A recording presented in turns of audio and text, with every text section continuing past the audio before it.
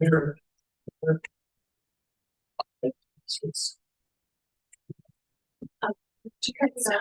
No, that's Victoria. Yeah. I think forward. Should we just start with For those over 45, I should say. I don't want you to feel.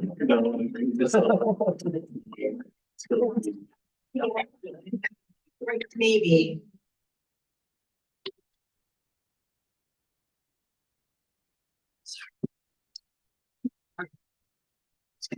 We are ready. Good afternoon. I'd like to start the work session for the Frisco Council. First agenda item this afternoon in the Frisco code change discussion on chapter 53, section 7, subsection B, liquor license to establish distance of requirements. Let's see, we're taking this one from the start. I will start us off, and I am sure that the town attorney will be able to fill in some gaps. Stacey Nell, town clerk, just here to discuss with you all this evening this portion of code. And before we start,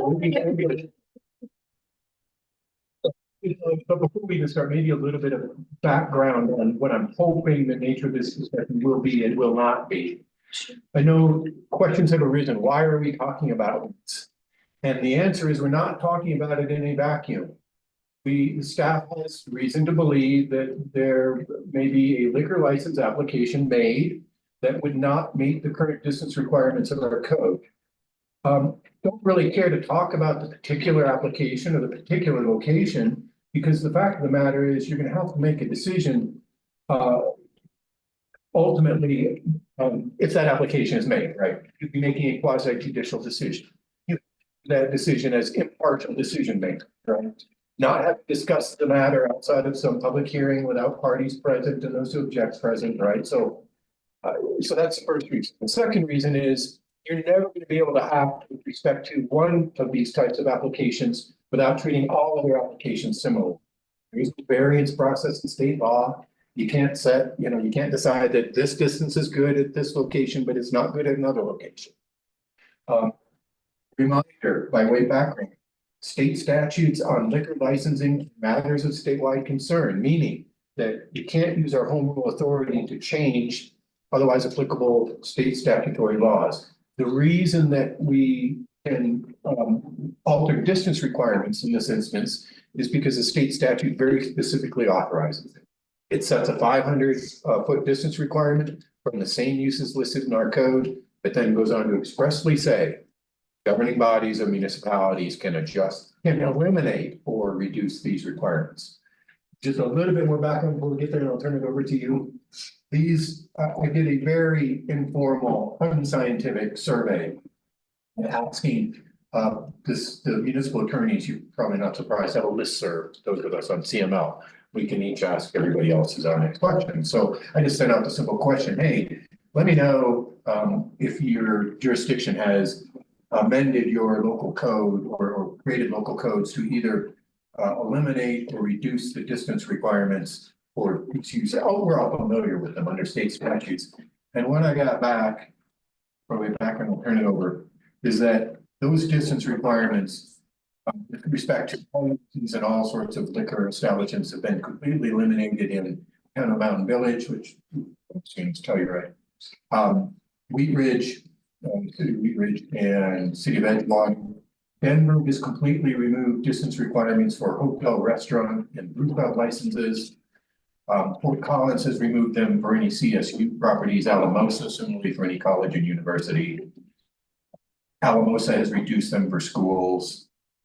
And then if you want a complex code that does eliminations and reductions and really parses things neatly, sort of well. So just a very unscientific survey. The might lead you to believe that some jurisdictions believe these distance requirements with respect to liquor license facilities to be rather arcane. I'll leave it with that and hand it back over to Stacey. Sorry, we should have switched up that verdict. But no, thank you so much for that. So yes, the reason we're here today is because As town clerk, I am the local licensing authority's assistant. The local licensing authority is you all on town council. I assist you by accepting applications, answering questions for those that are interested in maybe making application for a liquor license, informing them of what requirements are in state statute and town code, and then presenting it before you, with the information from my investigations. And so people do tend to inquire about this, that, or the other, and we do anticipate in the future, there potentially being an application for a business that wants to have a liquor license that would not meet this requirement, this 250-foot requirement from a school. So my questions for you this evening are, there's two parts, two questions.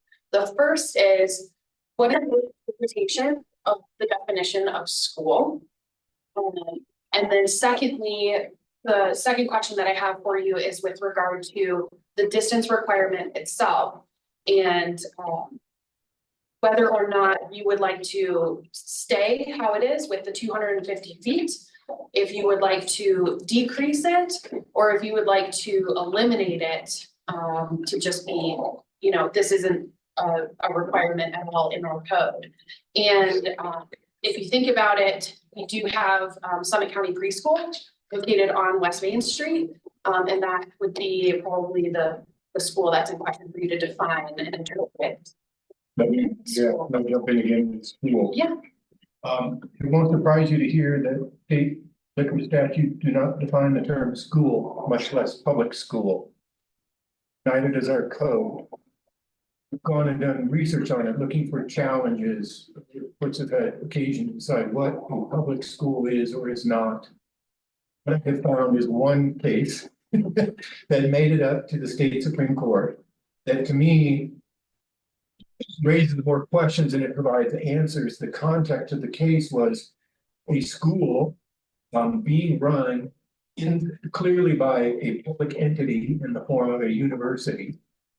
But that school inside the university was not open to the public.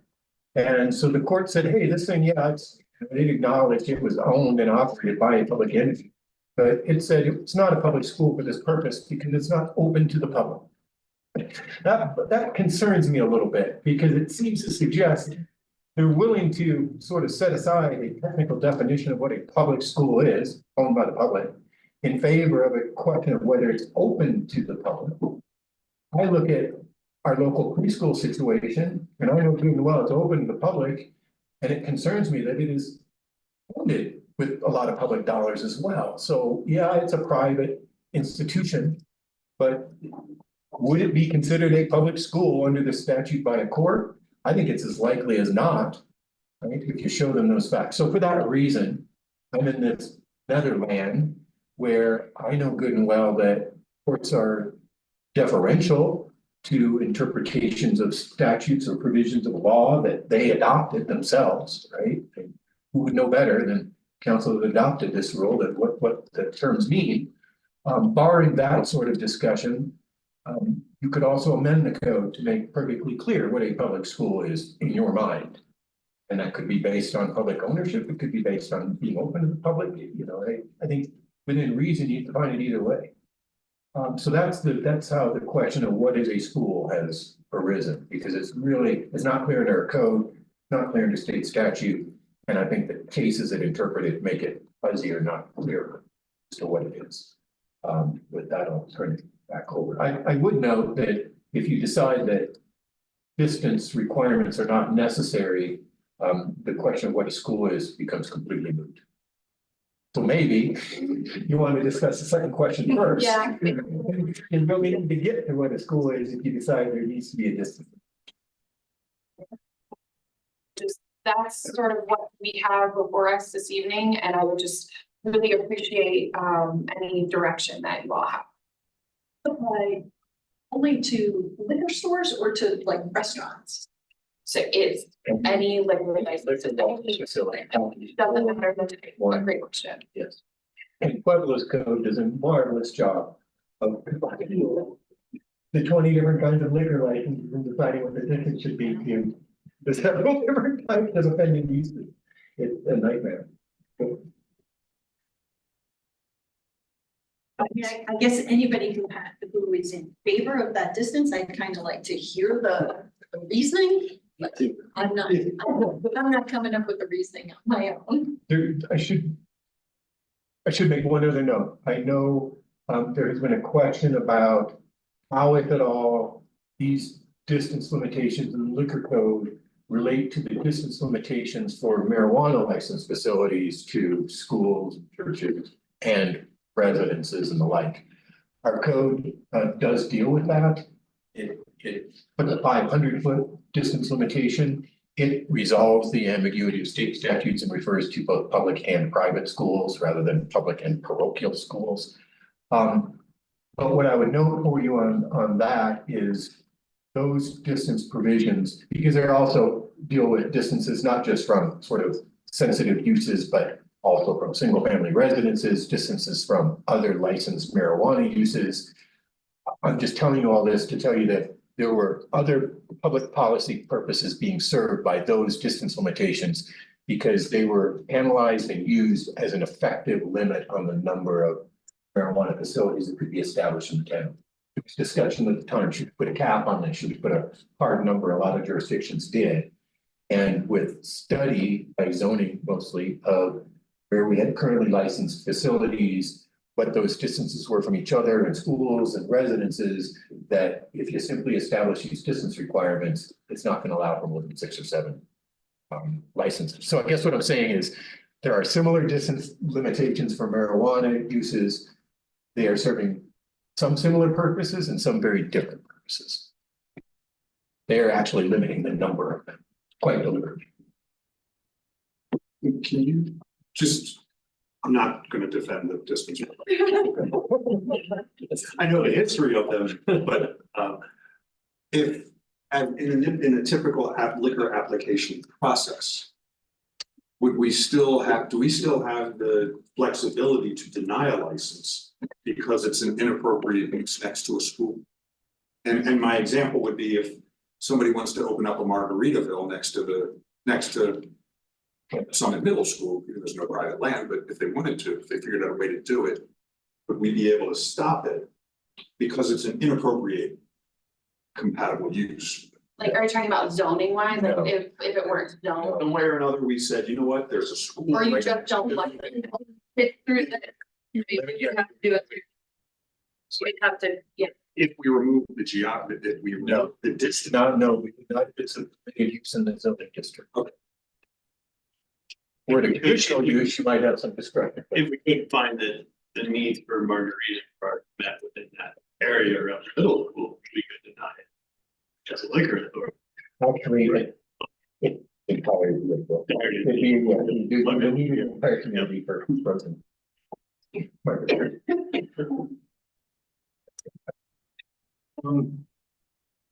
Clarify that, that our mixed use zoning actually doesn't include schools. And so our Main Street is not actually zoned for schools. Maybe. Sorry. Can we move on? Thank you for that.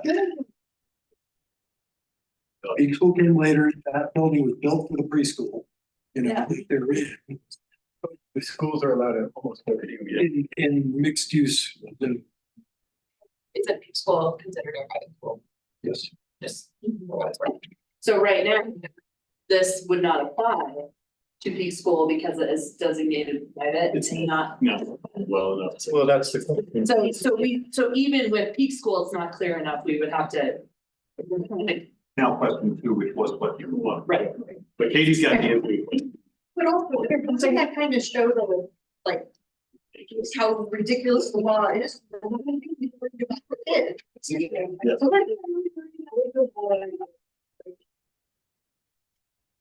Those are always really cool.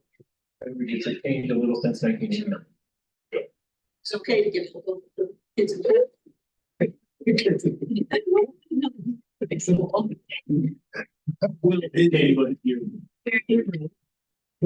Few different ones, but child daycare and family daycare are central core, so most of Main Street. They are not in there at all. So they're not allowed by right. They, child daycare center is a conditional use in the mixed use district, which is where the peak school and semi preschool are.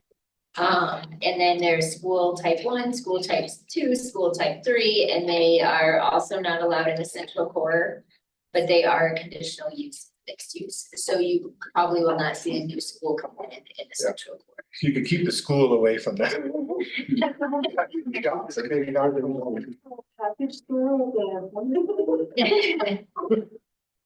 Yeah, this just seems weird. It sounds like. Does anybody want to propose a distance or 0 being the distance? How about before we go there, it's really like we are trying to revitalize that side of Main Street where the school is, right? Are we putting kids in harm if we put in like a high class, establishment? What we put in That's low one. class? Well, this is the thing, like, cause if we were gonna put in a low class establishment, that might be more questionable just because of the clientele, right? Those people. And so careful. I'm one of those people, sorry.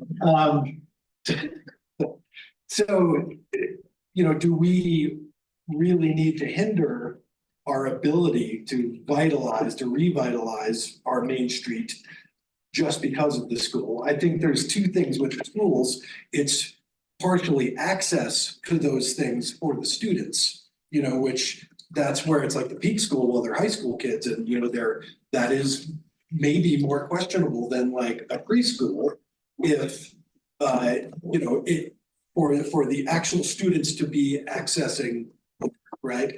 The other thing is, do we have an unsavory sort that we're putting right in next to the schools to make it dangerous for kids? Neither of these, I think, really applies at all to this. Personally, it's my personal belief.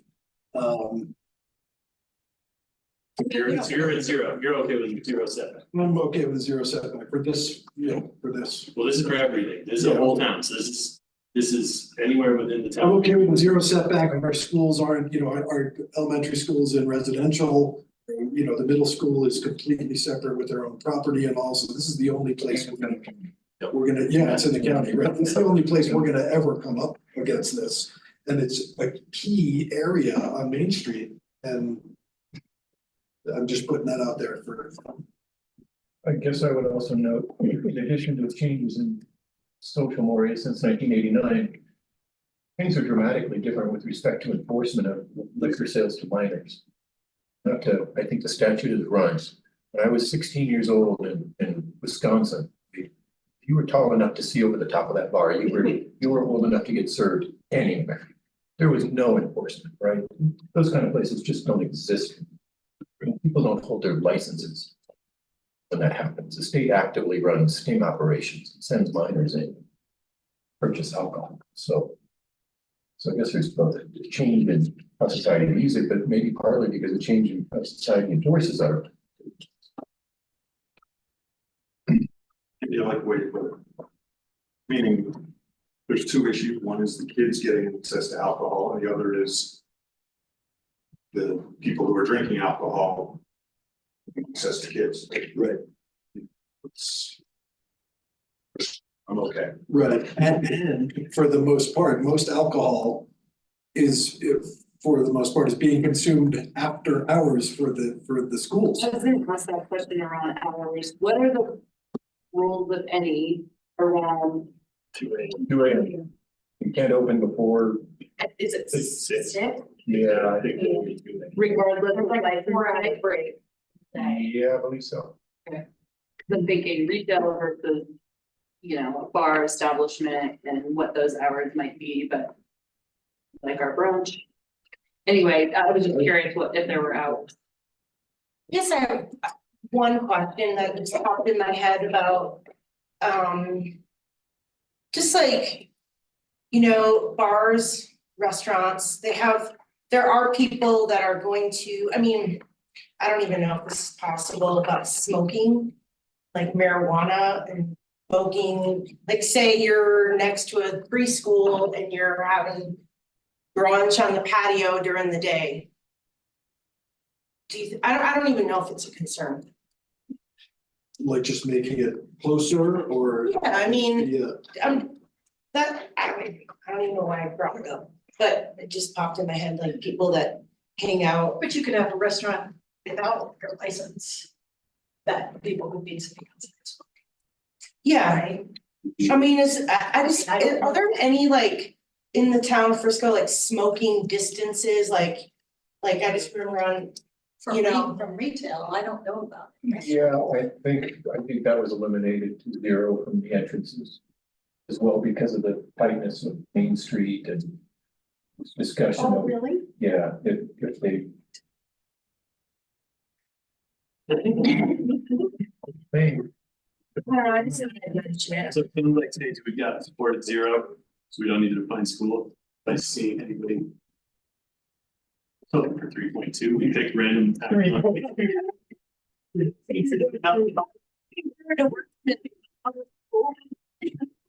Yeah. But I think, like, we hear the word. Well. And we'll get back to the smoking outside of. yes, But only for 100% workforce. 100%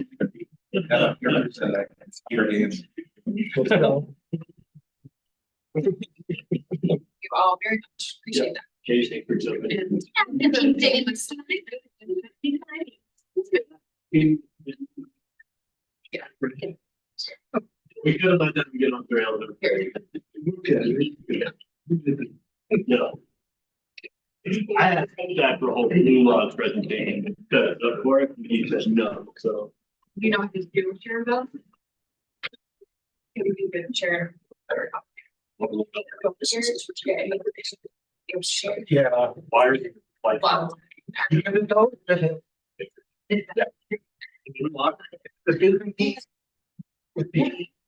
Stems from prohibition and the sequential growth.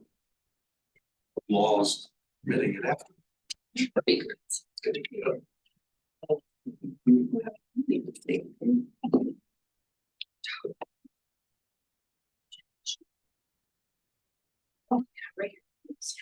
I think you all met Emma when we did Condom introductions a couple months. Yeah. Maybe, but if it was not your Emma Hesses, our planner over in community development.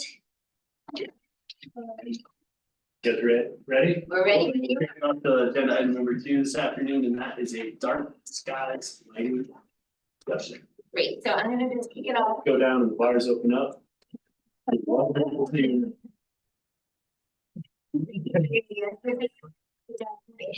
the lights off and put one of these like kid solar things.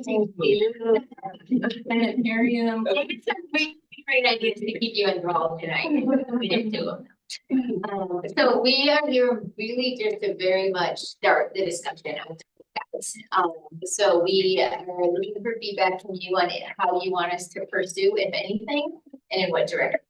So I'm just gonna do a quick kickoff here and then pass it over to Emma, who's done a lot of the research and then the certification programs and other options. I actually to use that computer. Okay, so kind of what we're looking for to kick it off from council at the end of this work session tonight is seeing if the council supports a few different things. One of them would be an outreach campaign to promote dark skies and dark sky compliant lighting. You'll see this is kind of where we're looking to lead the first direction, and we think it's probably the most important step before we try to really do regulation changes or anything like that. Another step to see if you want us to pursue would be a dark sky community certification. We can get into that a little. It's only a $250 application fee. You get into the application pipeline and then you can get technical assistance. And Emma, there's a few steps before you even pay the $250 and Emma can give you the. And then if you have other direction to town staff. One thing we're not doing here tonight and kind of reference to time and not to bog you down. Other communities have decided not to go dark sky certified, but they've done land use code changes to their exterior lighting. Acton is a good example of that. We just did So if any of you want us to come back at another meeting and propose code amendments and discuss that, we can. But we didn't want to get into details of different code language tonight until we heard direction from you. So with that said, we just wanted to bring this back, like all of our items, to the Frisco strategic plan. This was in your staff report, so I'm not gonna quote it, but just kind of a reminder for the council that outdoor lighting and dark skies does kind of connect into the strategic plan. And then very brief background, just because this was something we were interested in 2001 is actually when the International Dark Sky Places program was established. Since 2001, over 2 places in the world have been designated certified dark sky. That includes 22 countries, 6 continents, and greater than 160,000 square kilometers. So just kind of some interesting facts. And I didn't put this on there, but 2008 is when the town of Frisco started full cutoff fixtures. So since 2008, any new light fixture that has came into the town has been required to be fully shielded and downcast. So just so you know, if you're kind of trying to figure out in town what is in compliance, pretty much anything since 2008 is fully shielded and downcast, at least for existing light fixtures. And then we've had some good conversations with some of your folks in the audience today. They approached us just in the fall, and we kind of started meeting with them in January as they kind of started informing us about the importance of dark sky certifications, if we would consider moving this forward for the town of Frisco, which is what brought us before you tonight. So with that said, let Emma move into benefits of dark sky. Yeah, so we just wanted to run through some of the benefits of dark skies that different research studies have shown the benefits, and we can send you more information about those specifically if you're curious. But safer streets is one that we don't necessarily think of. I'll show a diagram on the next page that shows it a little bit, but basically more light does not necessarily make the community safer, and motion sensors and shielded lights can actually be better for safety than just like full light all the time. There's some ecological benefits to wildlife, especially birds and nocturnal wildlife. It's also been shown to be better for human health. It helps with our circadian rhythm, mental health benefits, things like that. Especially relevant to our community is it helps us reconnect with the stars. I think it's definitely something I appreciate about living here, and definitely a reason people visit. And then it can save energy costs by using light more intentionally and turning off lights. That can save costs in the end, although there will be some upfront costs with retrofitting lights. So here's that diagram about safety and glare. So you can see the light with more glare can actually create shadow and make it harder to see someone just beyond the light. Yes,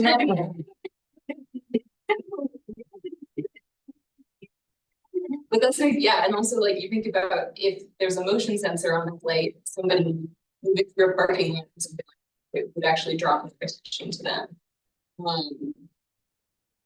So then if we do want to become dark sky certified, it would involve modifying outdoor lighting regulations, more about specifically what would change, but as Katie said, we already require fully shielded fixtures, which is a big requirement for dark sky certification.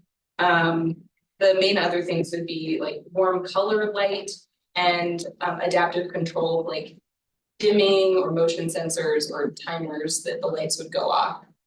And then all non-conforming public lighting would have to be retrofitted within 5 years, and all lighting across the whole town within 10 years. So those are pretty big requirements to consider. And that is, I'll pause here and just note that's different than, you know, most of the time when something gets changed in the town code, if you're already in place, you don't have to go into the new code. One thing about dark sky certification is if we went that way, it does actually have to be retrofitted. So just that there's no grandfathering in light fixtures, which is very unique to what we're used to with code amendments.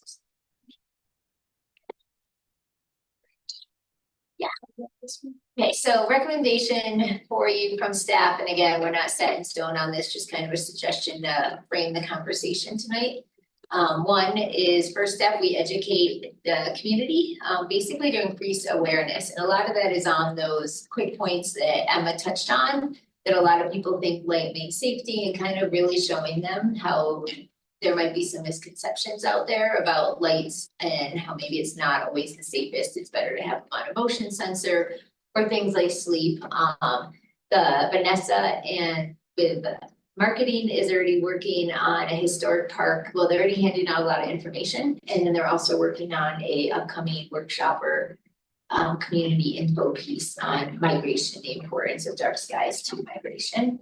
So town's already a little bit involved in this, and then we just would want to hear if the council wanted us to push forward more. We'd like to go to the school, potentially in the schools within town of Frisco, and educate the kids so they can go home and provide information to their families. And then an option would be, do we start going into that certification pipeline with that $250 application fee? Before we did that, we basically would submit a letter of interest, and then they have to find that our community is eligible to be in the program. And then if we are found to be eligible, we would pay the $250 and then start a formal application after that. So first step, we would definitely recommend we get support to educate to the community first. And then we also can, as we're working on our comprehensive plan this year, is a good timing to bring this up in some of our community open houses that we'll be having over the next couple of months and get that into the comp plan if we want to dark skies. As a side note, I did ask Summit County's community development director if they're pursuing anything because of obviously so much of the big lights around Frisco are not even in our jurisdiction. They are not at this time making any changes to their code, but they are planning on having their current comprehensive plan update address it, but there's no, we don't know if they'll actually do anything. So things like the middle school, the hospital, some of those big lights that we see around us, as of now, we don't think that they'll come into a dark sky certification, at least from that one kind of email correspondence I had. And then third step down the road would be when we would recommend that we actually look at if we want to pursue more intensive code language modifications, but also that fully dark sky certified. We also think building up the education before coming into effect to ask people to retrofit their light fixtures would just maybe be a little bit better kind of positively perceived by the community instead of just throwing at them this. So that's staff's recommendation that we've done this. Then just a reminder of kind of the main questions. What do you?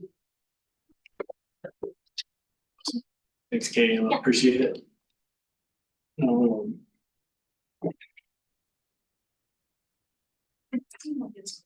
It's similar to the pay as you throw, like for a long time, get people to try to get on board ahead of time and then Yeah.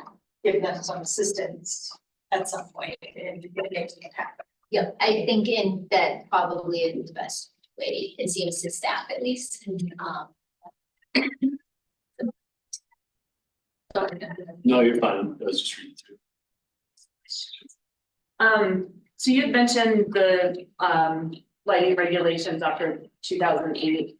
If somebody wanted after initial construction to change their lighting, do they have to come pull Right now, permits? yes. They're supposed to come pull permits? Yeah, so in But do they? we get a complaint from a neighbor, Okay, then yes, we'll do code enforcement on it. And this happens a lot with kind of your spotlights in front of a garage door. Yeah. So we, not a lot, I would say maybe 2 a year, a neighbor complains and we write a letter and go out there and ask them to change out their light fixture or direct it down.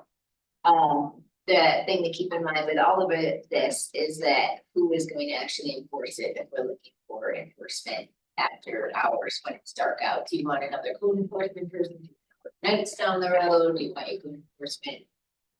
Nights in general, like it was just questions to consider in the future also is if you put something into effect, we obviously want to be able to enforce it. And I'm not sure at this point. regarding retrofitting, do we have an idea of the scope of this or would part of the technical assistance provided by entering the pipeline, help us to do that mapping? Like, do we have an Yeah, idea better of how much we understanding. really have to change? Yeah, I think the technical assistance would help us do both some, I think you have to do an initial like light metering map of the community. So it would help us do that, and yeah, sort of do that initial assessment to get a better sense. And then my last question is related to the timeline, public lighting 5, private lighting 10, when does that begin? Like what triggers the timeline? I think with certification. Okay, so really we have the pipeline, we have technical assistance, we have mapping, we have a formal application, we have code changes or regulations, and then we get certified and that's when it starts. But really, we have a long. Yeah. That's our understanding from the initial, unless you have more, we're like, maybe Jesse knows this. I actually don't, there's no project of mine there, Yeah, but right, and we can also get more details if people want that. Okay. Come back to you. And I think the certification process takes like 1 to 3 years, depending on. It takes a while. thank you. Can you go back a couple slides to the benefits? Sorry, it's almost to the beginning, but there we go, that one. I went down the whole rabbit hole of researching, is it safer with lights or not? Aren't able to sleep because there's streetlights outside of your house. Google, do streetlights make my community safer? And what you find is fascinating. And the answer is yes and no, so. Because I was trying to figure it out, because I'll be very upfront, I'm in full support of $250, getting in the pipeline, starting education now and really working on code items. And I know it's not fair for me to put to the next council very much, but I'd love to see us start and lead by example and just make a statement that we're gonna turn off all of our streetlights at a certain hour, midnight. Town streetlights go off, 2 o'clock, whatever time we pick that makes sense. Love to see code that says after 10 o'clock, if your business isn't open, all your lighting is off, period, no matter what. Like, why are we wasting the energy, all of these things that are up there as to why it's important. I think it's a shame that we won't be able to do this with our county neighbors. But I'm in full support. I think I prefer to see us lead the way and let's start turning our stuff off when we don't need it. Our sprinklers, we're doing all the other things to make the world a slightly better place, and I don't see why we keep our streetlights on so late and allow some of the things we do with lighting to happen. So got my full support on that part. And just to drop a little bit of that past, I mean, I remember the first time this community started talking about the fact that grazing tourists were backlit by Denver and how appalling that was, because it never used to be that way. And you'd only see them on a full moon, and now you see them every night, no matter what's happening, because of the amount of light that is in our sky. Also had the many nice experience on search and rescues up on the face of Mount Royal, looking down on our town, and it's truly appalling. From that perspective, to me, we look like a little mini Vegas for no reason.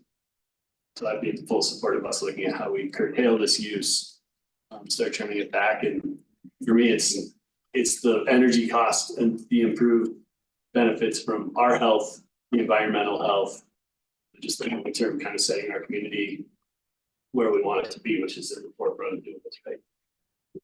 That's where I would fully support. It's how to go. That's what I did then.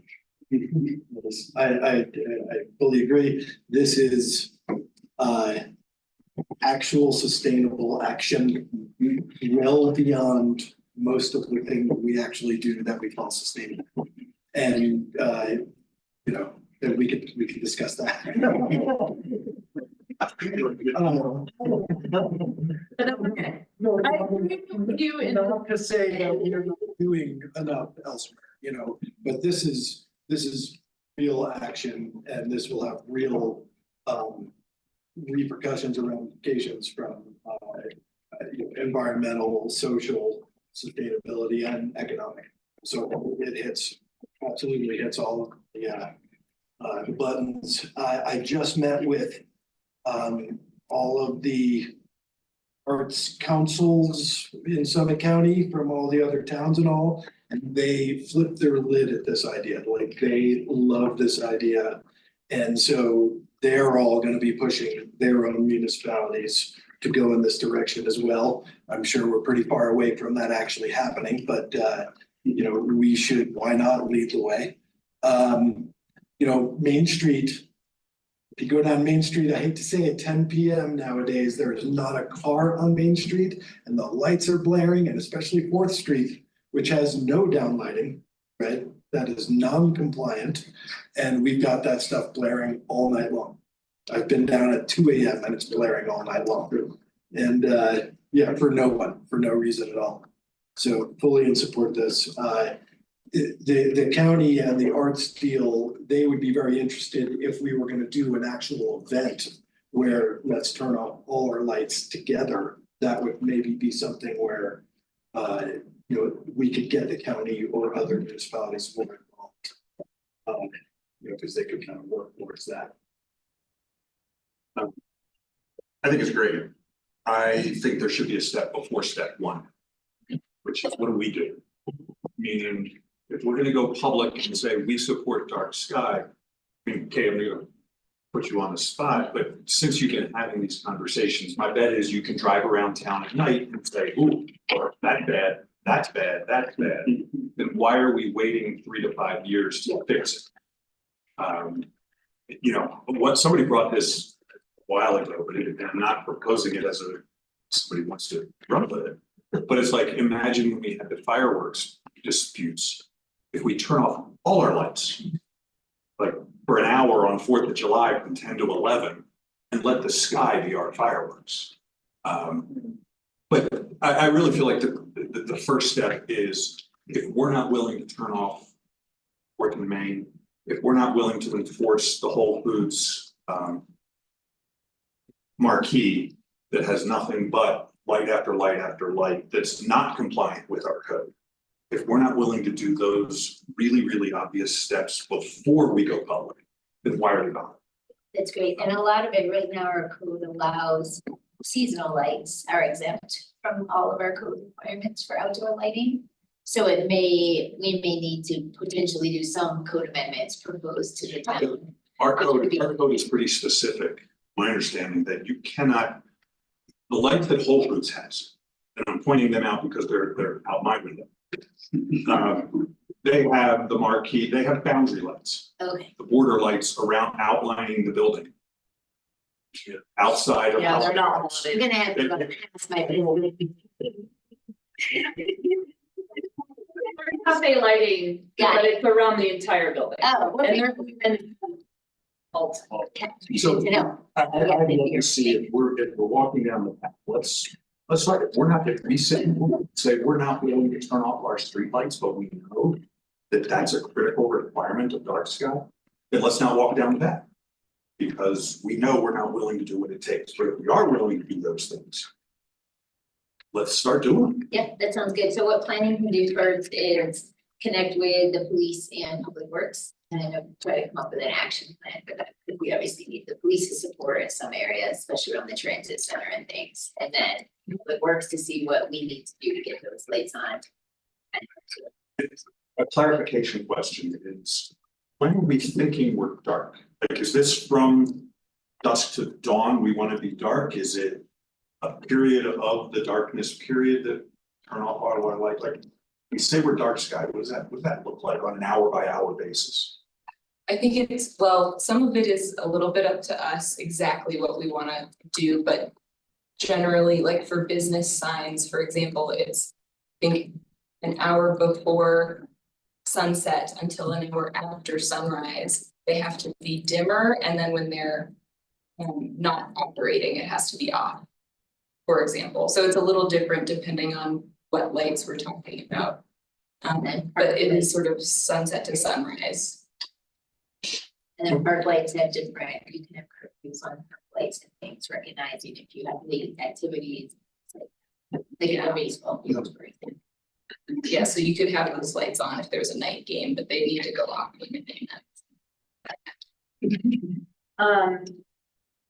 I agree with everything that's been said, and I think one thing that'll help answer some of those questions getting in the pipeline for that technical assistance is mapping it will also help us understand, like, it's not just turning your lights off, it's downcast lighting, it's dimmer, it's colors, it's all of these things, and until we have a map, we can sit here and guess what we think is compliant and not, but we really need to know, and I think that's super helpful. And then I'll just add that this is one of those examples that really looks at co-benefits of environmental health, human health, mental health, all of those things together, and that it's definitely a worthy cause, and I fully support it as well, and I think we should get in the pipeline. I agree, we should be enforcing what's out there, and leading by example for sure. But I'm eager to get that technical assistance so that we can map it and start kind of just working through the myths of this.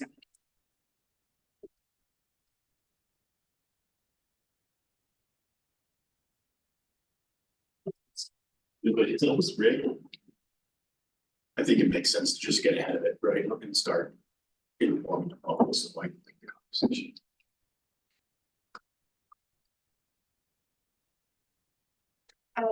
We'd already talked, but you know, I think perhaps a couple of years ago, we had the council retreat over at West Main, and I put this on my list of things that I wanted to explore the possibilities of.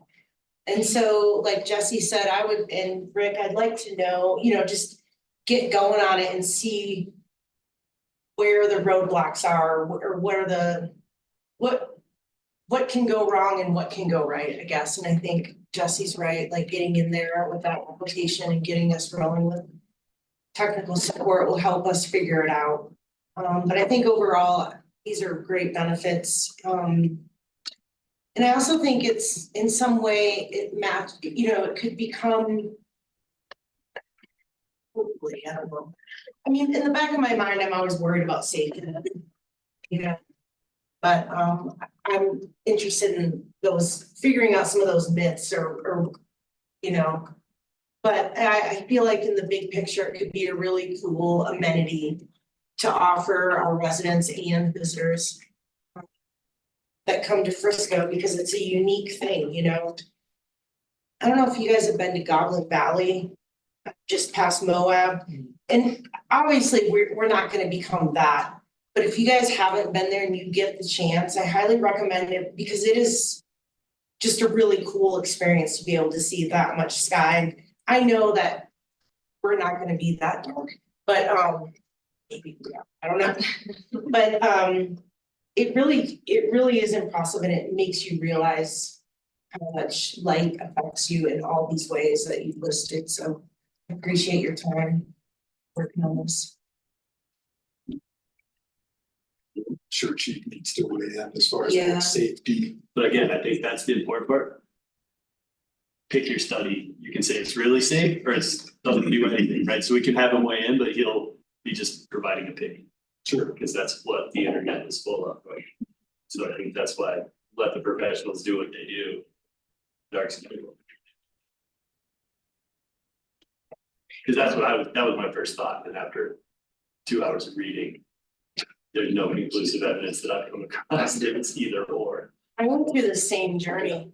And honestly, I mean, I guess it maybe sounds kind of pointless to go through it, but you know, is there a way to communicate or pull other police departments in other areas? I don't know, just kind of collecting some of that information from the people that are in charge of safety and keeping everyone in line. But you know what I'm saying? Like a comparison of it. Yes. Before they went dark and after they. Yes. Those numbers changed at all. Yeah. Just so we can build up our information. You know, fill in the bowl. Anything else on this one? Perfect. You're getting all the money directed too, it's easy. Yeah. Thank you, everybody. We're ahead of. We'll take 10 minutes. And we're a little ahead of. Science. And I do want to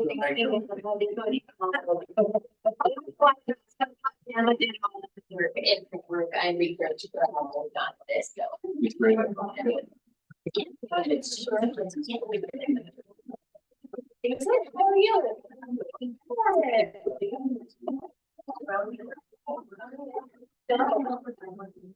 I don't think it's wonderful. I'm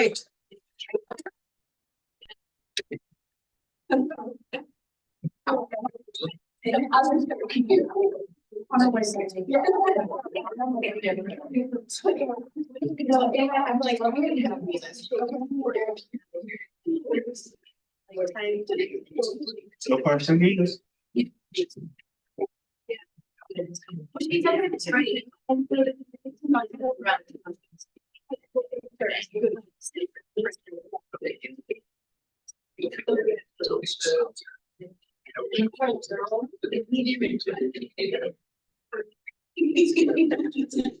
Yeah.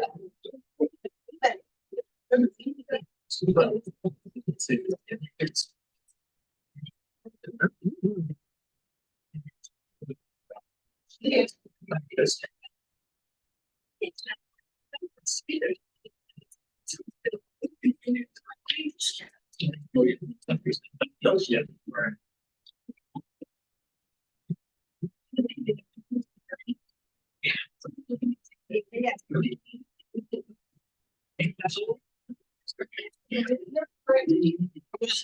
It's hard to take. Prepare for it. That's right. Then it'll be. Exactly.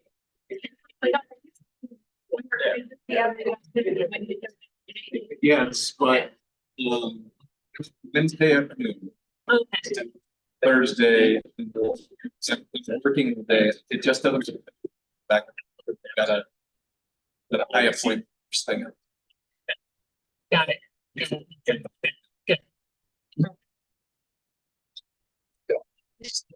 Like, but that's just correct. Yeah. That's your short, so you know. You know.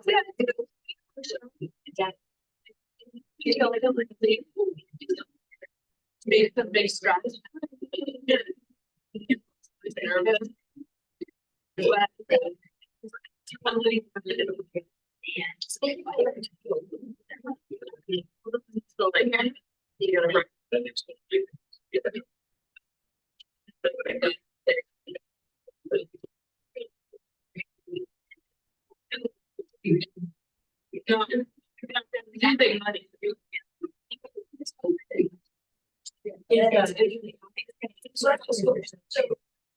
No, my job is saying that it's just the.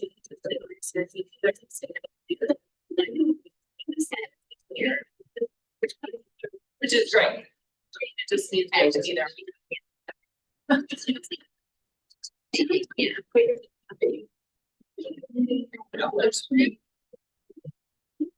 And then.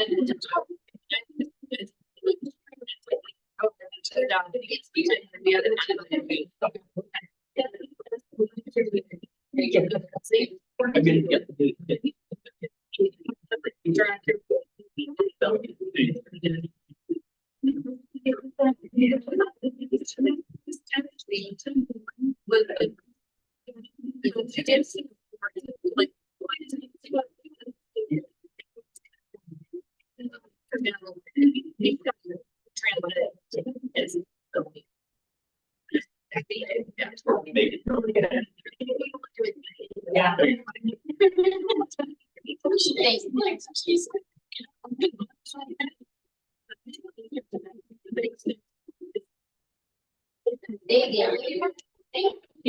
I know. Be done.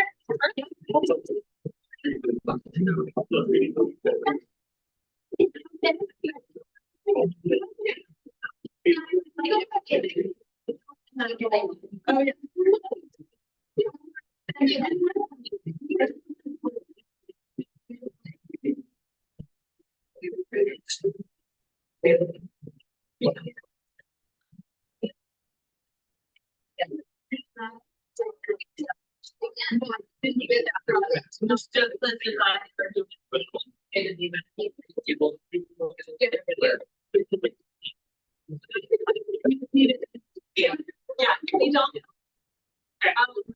Yeah, right.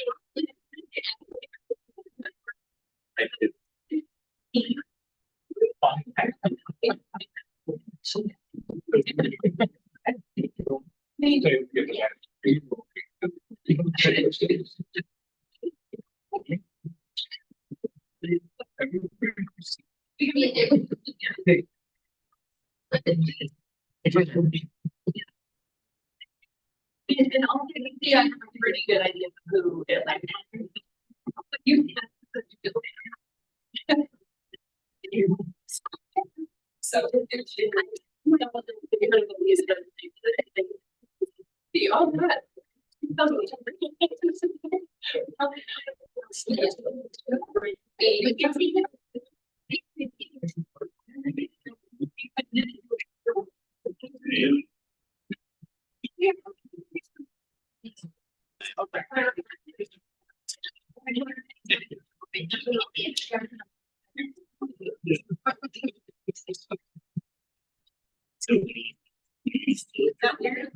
Sorry.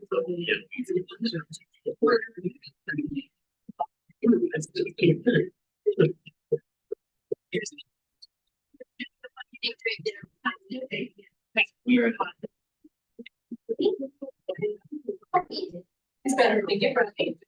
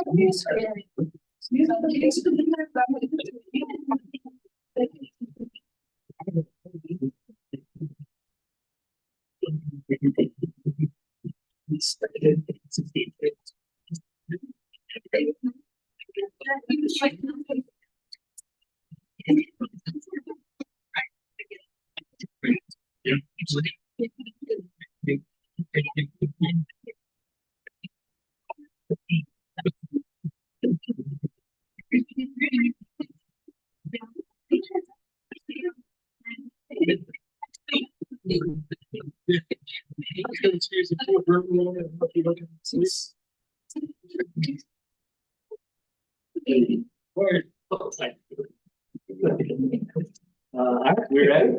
We will move on. Thanks for the on to agenda item number 3 this afternoon. And that is the Homely and Intercultural Resource Center Food and Security Presentation and unfortunately request for additional holdings. So I think just a little background and context is FERC representative met with the mayors and managers a few months ago to kind of present to us a fairly unfortunate and dire situation around food insecurity that's happening throughout the county. It's a powerful presentation. I think there are things that even reviewing this for tonight was surprising. He has these issues, and it was important enough to the mayors and managers when presented to us that we asked that they had to do this roadshow and come to each individual council so that everybody's aware of what's going on to help us have the conversation around additional support and funding. So, any other questions? Turn it over. And thanks for being here. Thanks for having us and thanks for that introduction, Hunter. So I am Sarah Grant. I'm the development director at FERC. I'm Carla Tucker. I'm the strategy director at FERC. And we are here today, as we are talking about, to give you a little bit of an overview of where we're at in Summit County and let you know that FERC, our focus in the next 5 years, we're doing our strategic plan right now. It's really going to be on food and housing. And we kind of want to make that tie so that you all understand what's happening and why that's our focus over the next 5 years. So I am going to quickly just say that on this slide is what FERC is doing currently in order to help provide stability to our local workforce and families here in Summit County. And I'm gonna turn it over to Carla, who's going to tell you at the next slide a little bit more about the demographics that we're seeing from the here at FERC. Yeah, so these are just our 4 program areas, but we're gonna focus on the community food markets and what we call financial empowerment, or kind of make that housing happen. So this slide here is just a little bit of stats. It's a little number heavy, sorry about that. But as most of you know, approximately 31,000 year-round residents reside here in Summit County home. For FERC, so not Summit County statistics, but FERC statistics, the average household size is 3 people. And that average income for that household of 3 is about $33,000 annually. The Summit County self-sufficiency standard says that for a household of 3, you need to earn about $103,000 to be self-sufficient. And so you can just see there that there's a glaring discrepancy. About 64% of residents that we serve speak Spanish.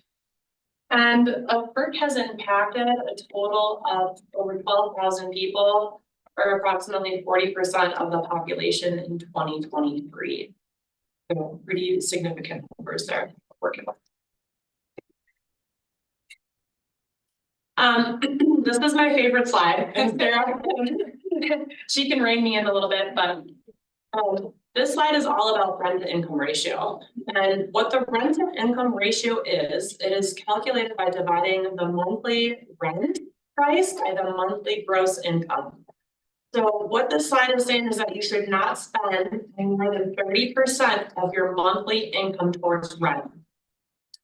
So if you'll remember, the average FERC client makes about $33,000 annually. So if you'll look at the second bar from the left where the big black arrow is pointing, that's stating about an average of a $35,000 income. So a typical family that makes about $35,000 should be spending about $875 a month on rent. That would be 30% of their total monthly rent income, that they're spending on rent.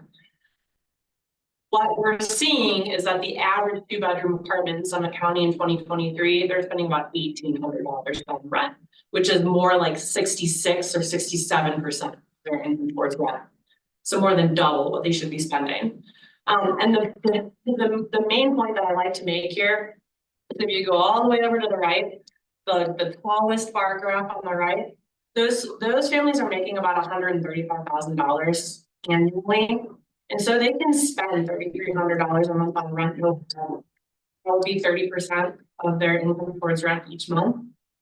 You'll see the tip of the red bar right there, I call the matchstick, because what they're spending on rent is not affecting their life in any significant way.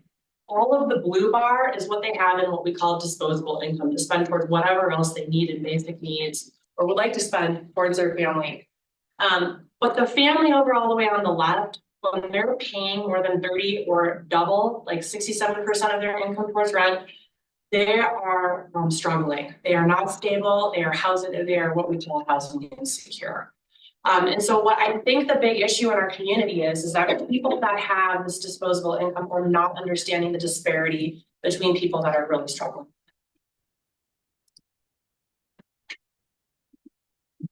And then this slide here is just another illustration to show you the red horizontal line across is showing the 30% of rent to income ratio that you should be spending. What people say in our nation that we should be spending towards rent. But historically, for the last 5 years, these are national statistics here, our nation has been spending more than 30% on their rents. And you'll see over here all the way to the right, there's Summit County in orange spending over 60% of their income towards rent. So just again, driving home here that Summit County families do not earn enough income to meet all of their basic needs and are typically one emergency away from losing their housing and leaving the community. Okay, so this slide is showing you the average home sale price over the last 35 years. And I want you to take home 2 points from this slide. First, I'm just showing you, if you look to where the arrows are for 10 years and 5 years ago, I just want to state that the housing increase has not happened just recently. It's a thing that has been steadily increasing over the past 10 years. So it's not just simply due to COVID. The housing has continued to increase. So I want to let you all know that. And secondly, I also want to show on this slide that the average sales price is $1.4 million now for a home. So likely those that we are serving in our community and at work are likely not getting into the housing market. But we just want to show you kind of what is happening in the housing market and how that also reflects and impacts the rent that we're seeing in our community as well. So you can see the substantial increase, about 60% in the last 5 years is what we're seeing. And we just want to kind of bring that to your attention as we go to the next slide. So this is talking about rent, which is more so what impacts our FERC clients. And so you can see 1, 2, and 3 bedroom homes here. And basically what we want to draw your attention to is just in 5 years, there's been a 64% increase in the price of rent that folks are paying in the community for their rentals. Which mirrors. Yes, which mirrors what we're seeing in the same housing. Exactly. Correct. Okay, why are we talking about housing? Here's how we make the connection. So what we're really talking about is how housing and food are interrelated. In our county, what is food insecurity? What does food insecurity mean? I think we talk a lot about hunger, and maybe we think not a lot of community members here are hungry, but a lot of folks are food insecure. And that can mean not having enough food. That can mean skimping on your meals. That can mean not eating at all so your children can eat, or it can mean that your children or yourself only eats while at work and never at home. And typically folks are going to bed hungry. So it's really a sad situation where at least 1 in 10 Summit County residents are food insecure. 3 out of 4 of folks that shop at our food market are afraid that they'll not have enough food or that they'll run out of money, run out of food before they can buy more. And then a significant amount, 1 in 3 folks earn too much for food assistance programs. And then the typical food inflation rates in Colorado year over year was about 3%, but in 2020, the inflation rates were exceeding 11%. And in Denver, the typical meal costs about $3, but in Summit County, it costs $5. So I'm just trying to illustrate to you the extreme prices and the kind of the extreme sort of situation of our food system here in Summit County. Great.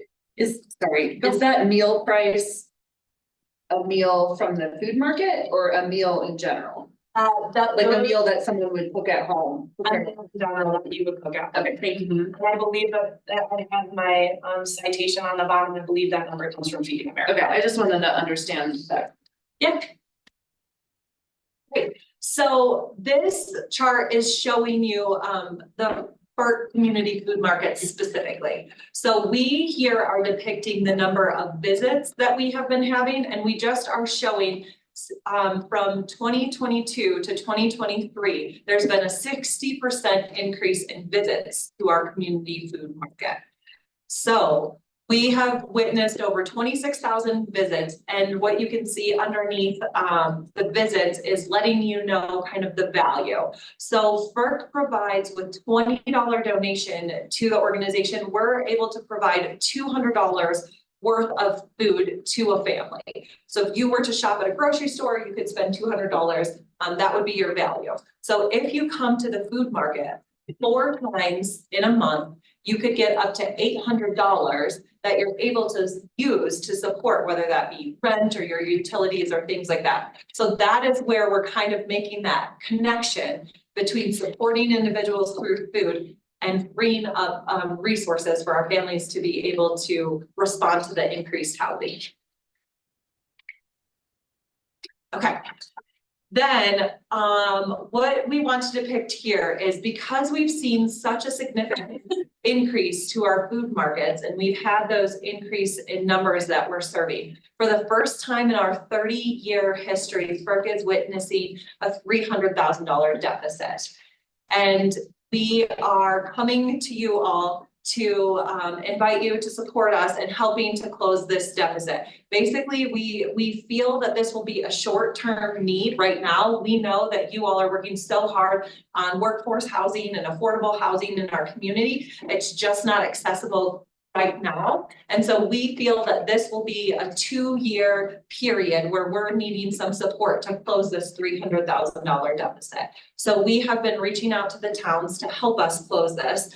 So far, we have presented to the town of Breckenridge, who was able to support us in $50,000 for 2 years, so $100,000 in total. And we also went to the town of Silverthorne, who also is doing $50,000 a year for 2 years for a total of $100,000.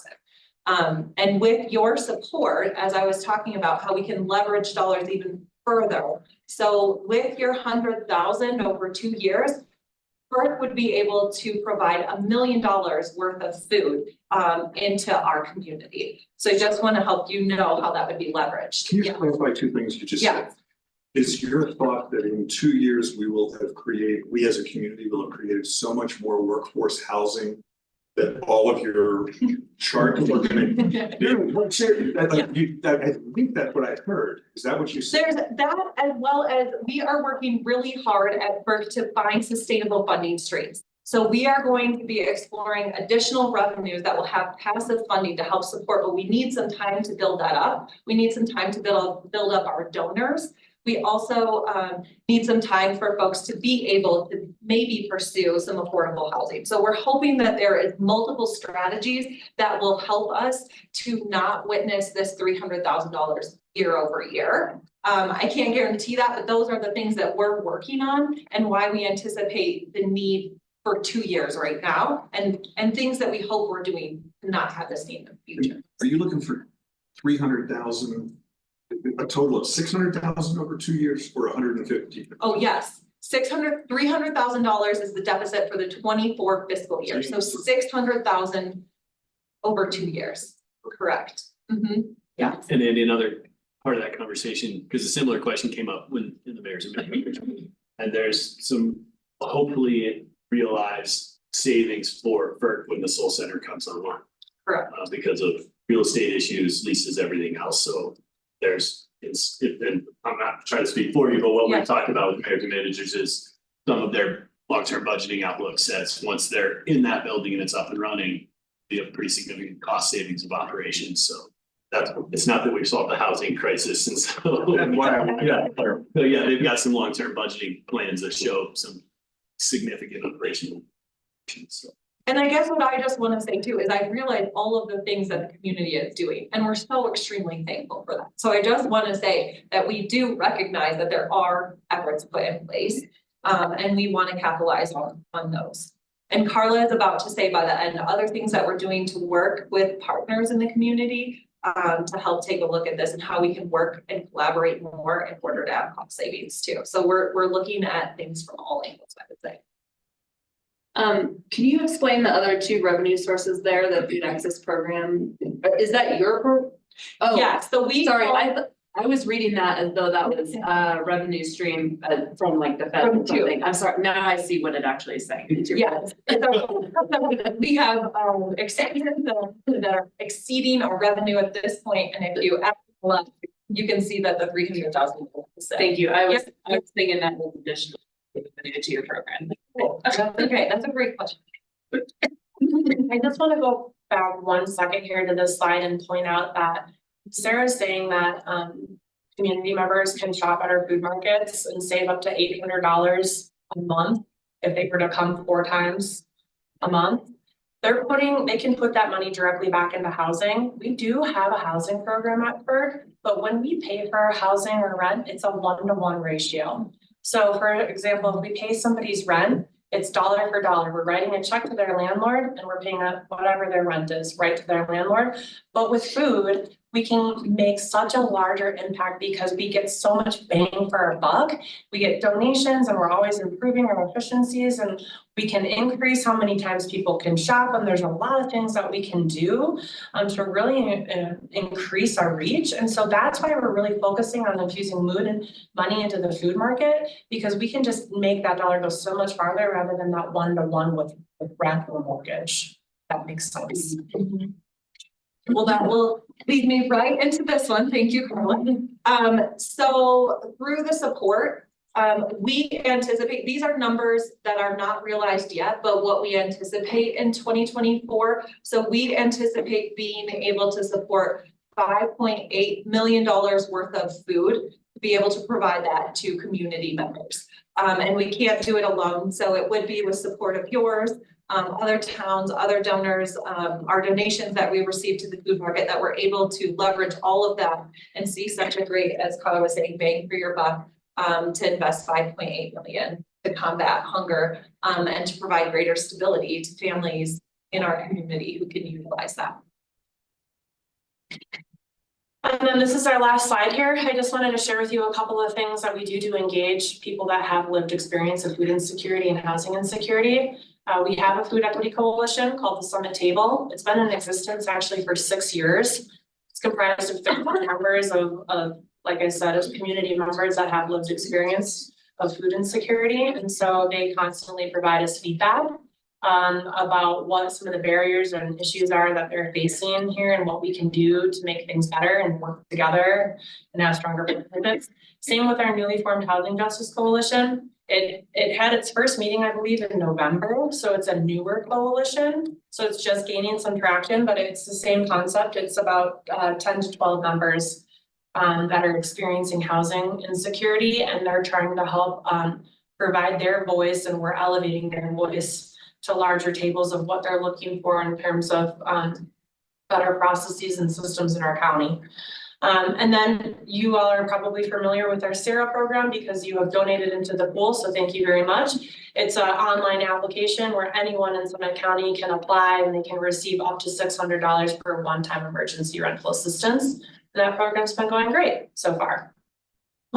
And one thing I want to chime in too, Carla, is so for example, our Food Equity Coalition. So it's been a group of utilizers of the services. They've really shaped our services. So we hear what people are needing and change and adapt our program to that. But what I think has been great is it's a great stepping stone for community members in our, well, I guess community members in our community to have the opportunity to learn how to stand up and be advocates. So to kind of hopefully one day maybe be in your seats. So I think for the first time we have an individual who now is on a board, they're a member of a board. And so I think we're just seeing folks that are taking this first step, and then they're able to kind of advocate more as they become more comfortable in the community. So I think that's a really exciting highlight that we're seeing from some of these groups. Questions? It is. I have, this is a big one for me with, I just got back from Maui. And Lahaina inquires there. And, I am fully in support of giving you guys whatever you need, really, that whatever we can afford, which, is probably more than what you're asking for, really. But how together, can we start approaching the corporations who are all running away with all of the big profits and not supporting their workforce, right? Like, this shouldn't be taken up only by municipalities and paid for with tax dollars. This should be paid for out of profits from the large corporations, right? So for instance, in Maui, it would be as if Peak One and Mountainside completely burnt down, right? And half of Main Street, right? So what do you do? What do you do with your workforce? They're living, if they haven't left, they're living on the beach, right? And meanwhile, Hyatt, Marriott, Westin, all of the big guys have thousands of rooms that they're charging exorbitant amounts for. All of the workforce is working at these places. That's really the only place to work now other than Safeway. And how is it that this is just a major dilemma. I don't have an answer at all. But how collectively can we be approaching, our local big boxes, Walmart, Whole Foods, Centura, ski areas, and all that, like, let's do something together where we can get them to kick in as well. Because it shouldn't only be taxpayer dollars, right? It should be those that are reaping the massive benefits of the workforce. Yeah. You know? I mean, we agree with you. We agree with you, you know, and I think that we brought this topic up, and I think that is why we need 2 more years. We have kind of created this new idea of a Summit County collaborative that are sort of the higher ups in the food assistance world that are trying to make some bigger decisions and come up with a sustainability plan to find that passive funding that we've talked about. And so I think that we do need 2 years to come up with a plan on how we're gonna engage these folks and what we're gonna ask and what we're gonna say. You know, I know that Vail Resorts would say that they do give us a grant each year to our community food market. So I want you to know that they do that. And it's never going to be enough with the continued need. That's the thing, which is why we need the plan. Right. You know, that's going up as well. And I would say too, it's helpful too, as you're having these ideas, thank you, thanks for thinking like that, and we're happy to take this roadshow to anybody that is wanting us to chat with them. So we're willing to have conversations, and if you all have folks or connections that we can sit down and have these conversations, I think we can provide some information, it's helpful, even if we're just educating, and people, I think, will give in a way that is meaningful to them and and we just want to be able to have the opportunity to let people know what we're seeing and what we can do. So that's really what we're hoping to do, and thank you for bringing that up. So, I'm gonna talk with Leslie as well. If we all agree we're in support of going this route and finding the funding for this ask, there is available additional budgeted funds in the nicotine tax this time, efficient to support this. So easy to bring back in the budget amendment. That's the direction council wants to go. I'm in full support of going that route. It meets the goals of that. So just pivot for a second, come to Andy. And Andy, for what you said, I brought this up when we met with the mayors and managers. I would love for Frisco to adopt the sugary drink tax that Boulder has and dedicate that funding to. Check it out, Google it, Boulder sugary drink tax. And part of the reason to me is if you haven't been to the food market, you're not just giving ramen and SpaghettiOs, like it is healthy, nutritional food. So let's do some offset of the crap and the people we know who's buying it, support our community. First of all, you guys are awesome. I don't want anybody to interpret anything I say. What work done is phenomenal. Thank you. And the needs in the community are unlimited. As with every, you know, there's those in need in every community. So thank you for everything you do. So I'm not focusing on, I'm focusing on Frisco. We have I am not in favor of doing this at this time. You deserve every nickel and more nickels than you get. And for the price of a cup of coffee, I can gladly share my thoughts of fundraising. And there are a few. But, and you don't have to buy the coffee. But we have a budget process. And I think we've totally lost control of our relationship with the philanthropic community in Summit County. We have 5A money, we have nicotine money, and then we have a budget process and we give stuff away in the summer with the Thursday concerts and we have runs and we have every pocket of our budget exploding into the philanthropic community. And that's okay, but we've lost control of it. So my view is, you know, as opposed to FERC today, Treetops last week, probably the care clinic, the preschool, everybody coming in willy-nilly to say, we're broke, we need your help. Yes, you are, and yes, you do, and I support it, but I support process more.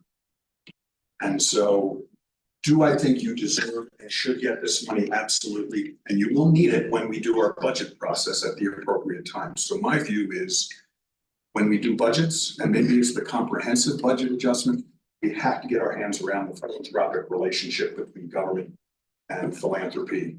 So for that reason, you are awesome. The needs are huge. I want us as the town to marshal our money better. and respect the process. That's right.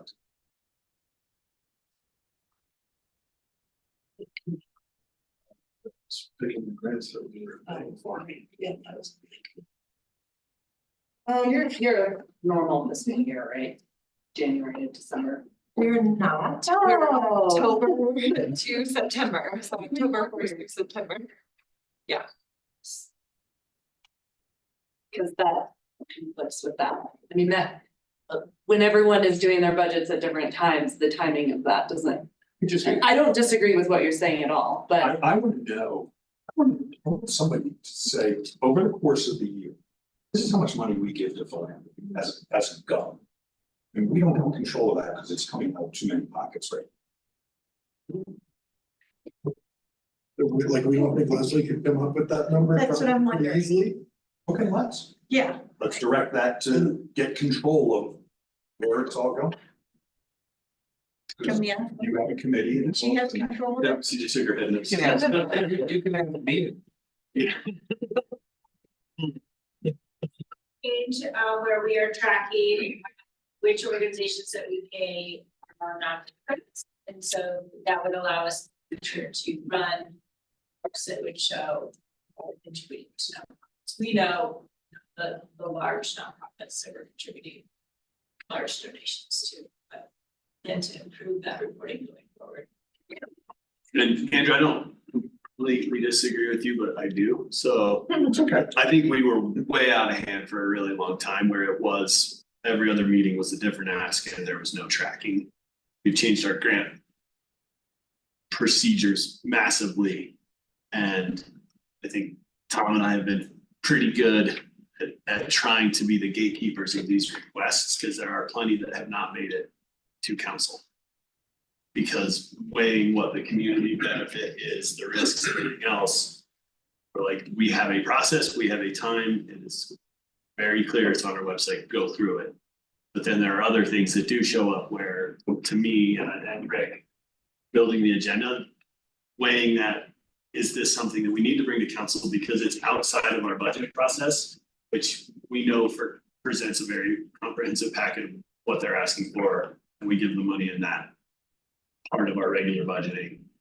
They didn't want to be here to do this, but this was unexpected. And this was a bunch of forces outside of that, and why I felt confident in bringing this back in to have this conversation, because it's, I think in the past it was, and I know Jesse can say it, like, she shares your frustrations where it just used to be like every other meeting, it was somebody's bankrupt and needs help and we came to their rescue. And I think we've got a really good handle on that. And that's part of an important process for the mayor and the mayor pro tem of building the agenda and the APC to say, when is it the right ask and the right group to who has a need right now that was unforeseen to have this discussion. So that's why I thought it was important that Burke was here. The other mayors and managers throughout saying why Anne Marie and Kelly brought them to Breck and Silverthorne, because we think this isn't just bad budgeting, a lack of knowledge or foresight in fundraising. They're also working with the Soul Center fundraising project, and you know how it goes. You got to pick and choose when you're fundraising, and that's why we've all committed to the Soul Center. We've all committed to first operational budget through our grants,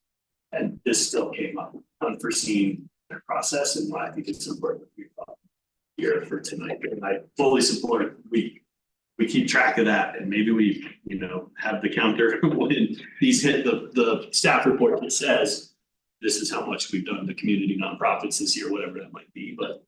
And if we use this as our impetus to say, great, this is the end.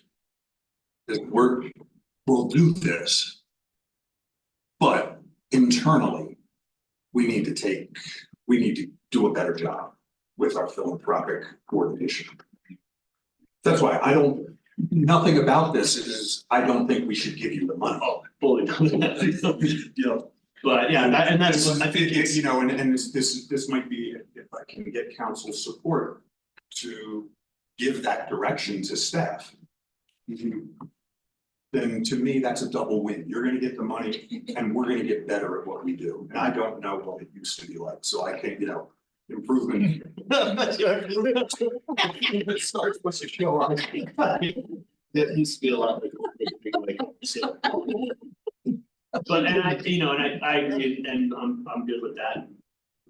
But I also think, particularly in onboarding new council members, right, this is why it's so important that like. The APC when it goes out, council is not just another email, it's look into the future and ask those questions. Assess, why are we having this meeting? Not the day before, because a lot of it goes into producing it, so. But Tanner, I'm just so happy to have an audience bigger than just Tom to raise this frustration. So, where's the rest of the council? 'Cause we got one more, Jen, I just wanna see if we should work towards bringing for budget amendment. Yeah. You're on the 2025 budget, so they're asking 2 years in advance. You know, I just You read can't be- in the Rock River Association magazine. And because I buy food from like food distributors for my business and they had this whole article on food costs and it said 2020 in this particular thing that I was reading. They had food costs rising 27% for like people like me buying the food. And it, to me, it breaks my heart because on the other side of it, I just see people and faces and families and I get emotional, like, and just the 2 years I've been on council, like I've seen our budget process improve. Probably, I mean, I can't imagine how you feel about it, but being on the grants committee for 2 years, I know the first year was very willy-nilly. But I feel like this past year, it was such a great streamlined process. And I think that our staff and our town government is doing a really good job right now, paying attention. I mean, we have the best finance person in the world, helping us, guiding us, I feel pretty confident that our town, our municipal budget is okay right now. And I just want to voice that confidence to everybody because just the 2 years I've been here, I've seen so much change and growth as far as what we're doing with money. Anyway, I want to support you guys. I just get really emotional because I don't know why, but I'm a bubble. It's emotional and it breaks my heart looking at those charts and the cost of housing and food prices, like, because when you're somebody, if you haven't had to balance your personal budget in the way that our community is doing it, if you haven't done that in a while, it's hard and it is stressful and there's so many things that go into it. Anyway, I want to help them. So it sounds like we have support from council, so you can count on it. Resolution and Tom and staff will follow. So thank you. I just want to say thank you from the bottom of our hearts. I know how much you guys step up to support Folk and so many other nonprofits. So we just want to say thank you for helping us. We appreciate that. Thanks for caring about all the people that don't.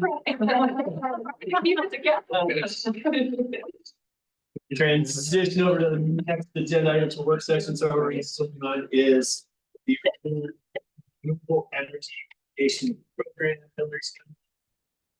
That's here. AC3. Jen's looking in the store. It could be. What's the definition? it's papers on it, yeah, water. It's what you. It's like,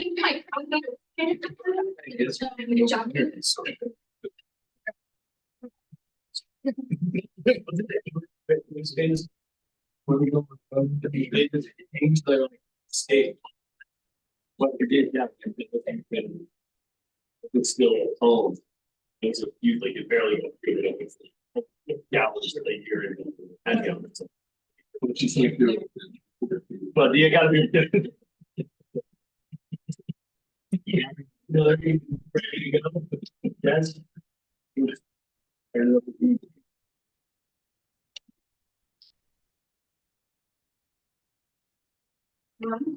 Yeah. Yeah, sorry. Thanks for taking that. I know for some of you, the conversation about RAP has been quite long, other ones, maybe first time we talk about it. So So that I don't steal any of Jess's thunder, I'm gonna hand it over to her pretty quickly here, but we're gonna talk about the renewable energy mitigation program, and in essence, it's a program to offset outdoor energy use with on-site renewable energy. Yes. Thank you. Yes, so building on Councilman Andy Hill's comment early, another sustainability initiative that actually does something, and I hope that by the end of this presentation, you will agree. Okay, so we're talking about energy use, and we're talking about the greenhouse gas emissions associated with our energy use. So to begin, you can have that information. Thank you. A little context. Energy use accounts for 72% of Frisco's greenhouse gas emissions. This is data from 2020. We are going to update our greenhouse gas emissions inventory this year. It may change by the end of this year. That's where we stand as of 2020. You all may recall, because we went through a rather significant building code adoption process in 2020, that our building codes are very good at energy efficiency indoors. They, however, do not regulate energy used outside. And it turns out that a lot of outdoor energy uses, which are very popular in winter climates and resort environments, use a significant amount of energy. And that is what this program is designed to try to mitigate. Okay, so we wanted to give you a little bit of a scope of the problem. So in 2020, over 20,000 square feet of commercial snow melt was installed in Frisco. So when we talk about snow melt, think about heated driveways, heated parking lots, sidewalks, things like that. I see some quizzical looks. Are you trying to figure out where this is? Yeah, I'm like, what angle is that from? Is that a real photo? No, that is a real photo. It is not where the snow melt was installed. Because I didn't have a pretty picture of where the snow melt. Actually, you know what? I could have gotten it. I would have pulled it up. It's the transit center is where the snow melt was installed. Just open to the wintertime view of Main Street. Yeah, but the mountain. That's Chris and Tori's. This is one of your Zoom backgrounds available for free on your website. Thank you. Oh, okay. So the picture does not correspond with where the snow melt was installed. I apologize. Anyway, this snow melt system uses over 4 billion, and I had to count the number of decimal places here to make sure I was saying that right. BTUs, that's British thermal units of energy a year. That would require, so what REV does, and it's a little wonky, what we do is we look at energy used by natural gas, we convert it to BTUs of energy, and then we convert it to kilowatts of electricity to find an offset. So it would use 852 kilowatts of solar PV to be 100% offset.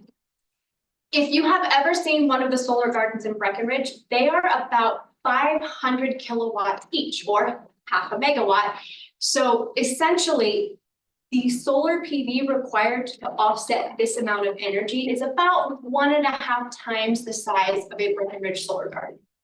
It is a significant use of energy. This is what we're trying to address through this program.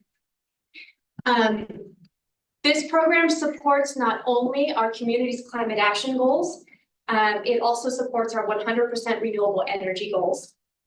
The majority of outdoor snowmelt is fossil fuel based. We're using natural gas boilers, heat the systems that are underneath the pavement to melt the snow.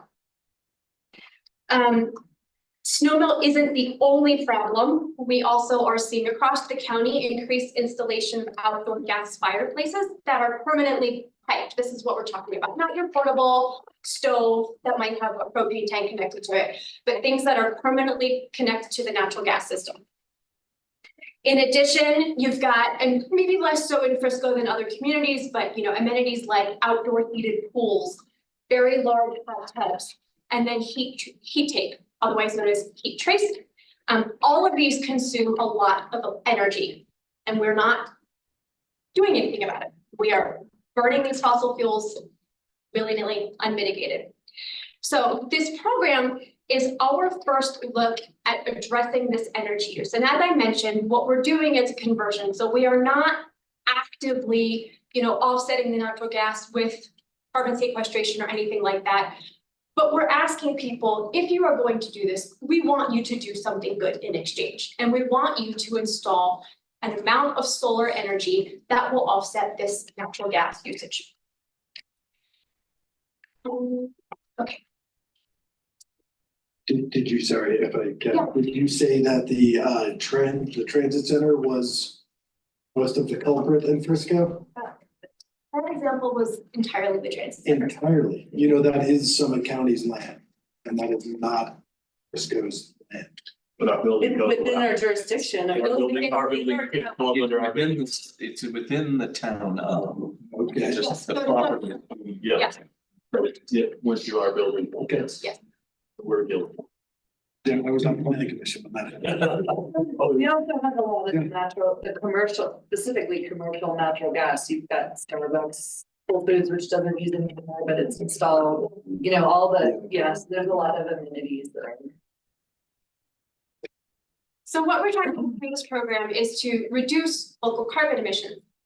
We're doing that because the way the program is structured, it's entirely voluntary for people to install these systems. So if they don't want to have to deal with REMP, and I'm sorry, I skipped ahead, let me back up. If a homeowner or developer comes to the town and says, okay, we want to develop this property and we are proposing 500 square feet of snow melt, and the town says, okay, you have to offset it with solar energy. If they say they don't want to do that, there's another option of payment of a fee in lieu. So they can do either one, or they can choose to not install the snow melt or whatever the covered, what do we call amenity might be. They can also decrease the size of it. So there are options built into this program. So we are ultimately trying to reduce emissions by getting people to decrease the size of the systems that they are installing. If they choose to move forward with an installation, we want them to offset that energy use with on-site renewable energy. And that on-site specification is important. We had a lot of conversations with our steering committee or the stakeholder group about off-site offsets, which is a little bit of a tongue twister. If we allow off-site offsets, the benefits of that do not flow back into our community. We want the benefits of this program to stay in our community. And so that's why our stakeholder group decided they didn't want that to be an option. If someone pays a fee in lieu, there's a dedicated REMP fund that is set up, and those dollars are leveraged for energy efficiency, renewable energy, and other carbon reducing programs in our community. So they are going back out into the community to achieve the goal of the program, which ultimately is decreasing greenhouse gas emissions.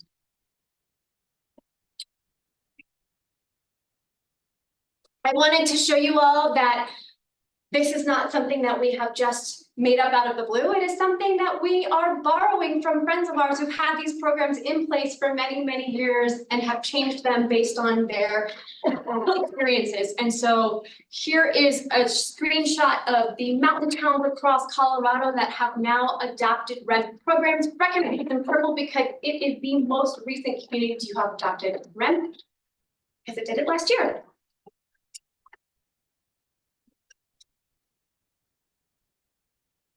Okay, and these programs work. We're going to talk about Breckenridge momentarily, but we've got Pitkin County up here because Pitkin County program has been in place for over 2 decades. What they are seeing in Pitkin County is that the program is encouraging architects and developers to increase the size of the systems that they are proposing and install solar energy. That is a huge success. And it is also what Jesse and the building department in Breckenridge are seeing as well.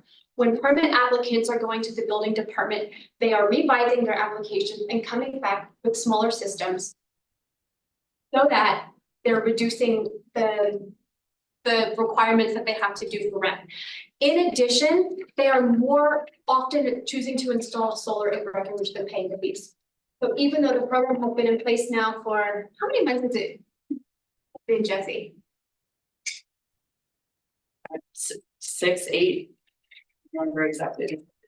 There's $5,600 in the rent fund in Breckenridge, you emailed me last week, and it's because people are choosing to decrease the size of their systems and install solar.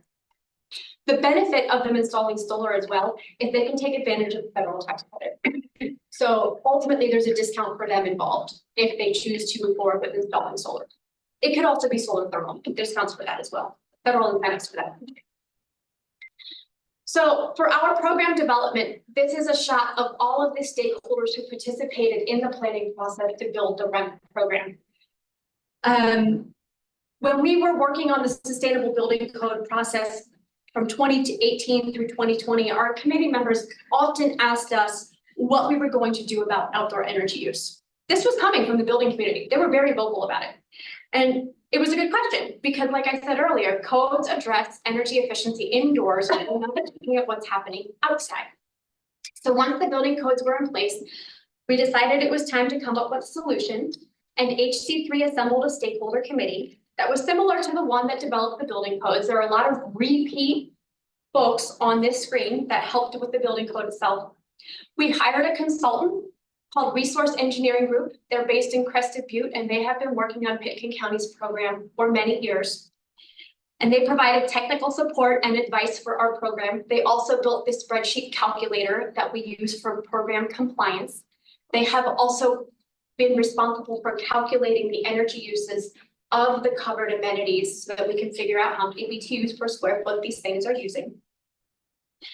And so the stakeholder group met over the course of, we had 6 meetings over about a year.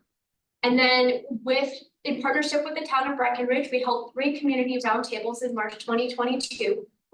And then last year, we finally were able to get to adoption in Breckenridge, and we're hoping to move forward in other communities now as well.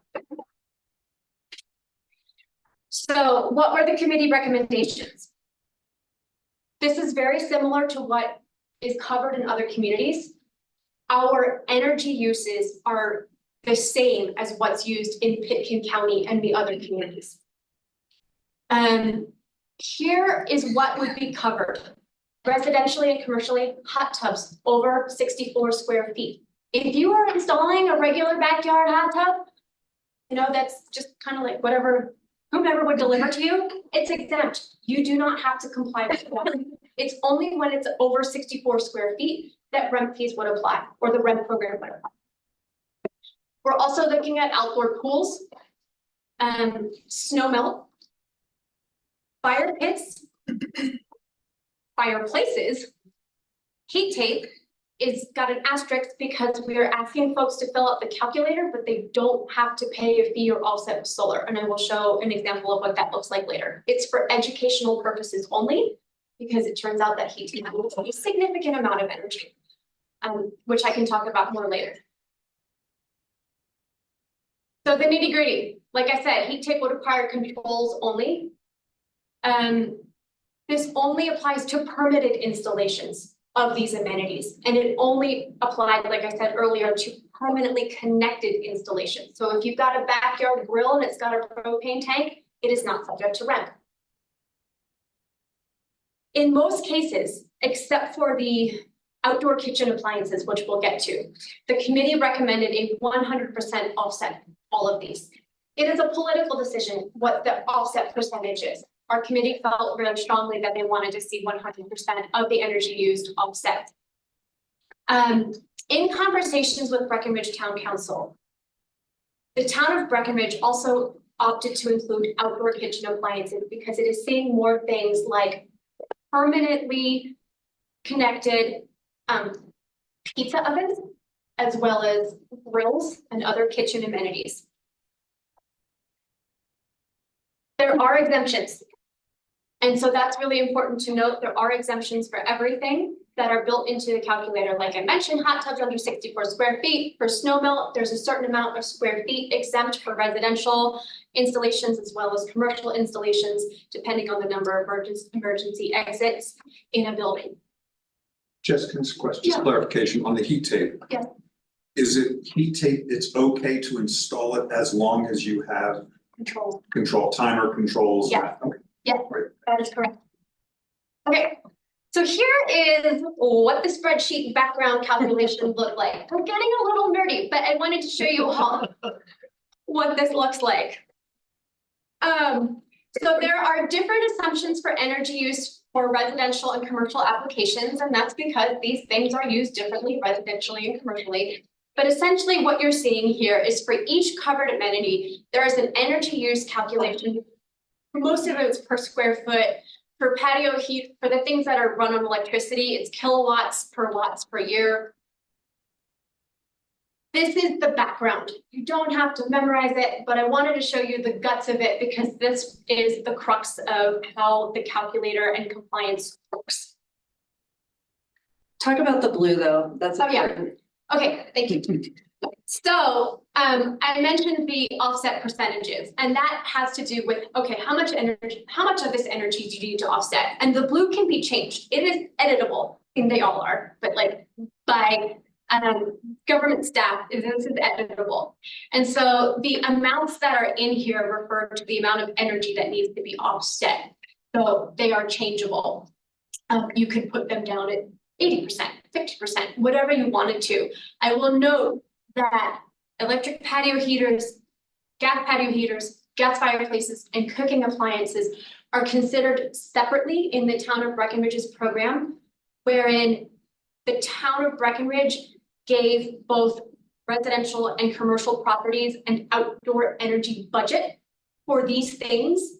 So for, oh gosh, let's see, this is gonna test me.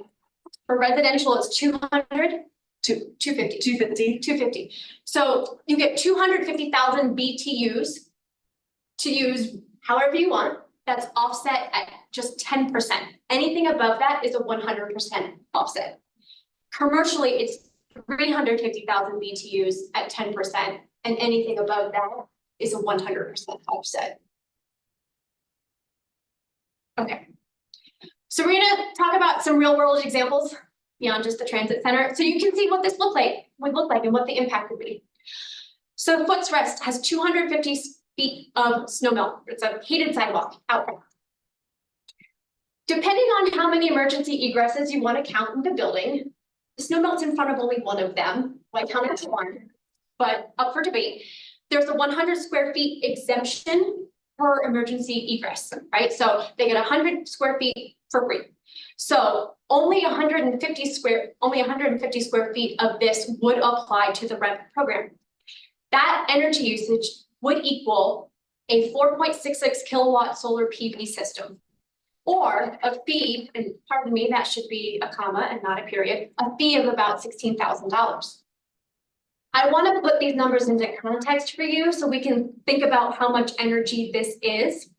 So there's a really wonderful tool available from NREL where you can put in how many kilowatts of solar you have, and it spits out what is the electricity generated each year. So a solar system this size would generate 6,638 kilowatt hours of electricity. Kilowatt hours are what we pay for on our electricity bill. The average home in Frisco uses 7,051 kilowatt hours a year. So this is just slightly less than one home's electricity use for a year. That's the solar produced, but that's also the energy used by 100 square feet of snow melt. 150. Yes, thank you. Right, I was gonna say, it's not even the whole sidewalk. It's Yes, only yeah. 150 square feet is one Frisco. Oh, yeah. Or. The electricity. Yeah. That's Great example. That's what I want to do. Actually not, yeah, this is from PV Watts, and the Frisco average homes electricity use I got from Excel Energy's community energy room. This $16,304, is this like what it would almost? So that's a great question. We based the fee on the best case scenario installation cost for solar.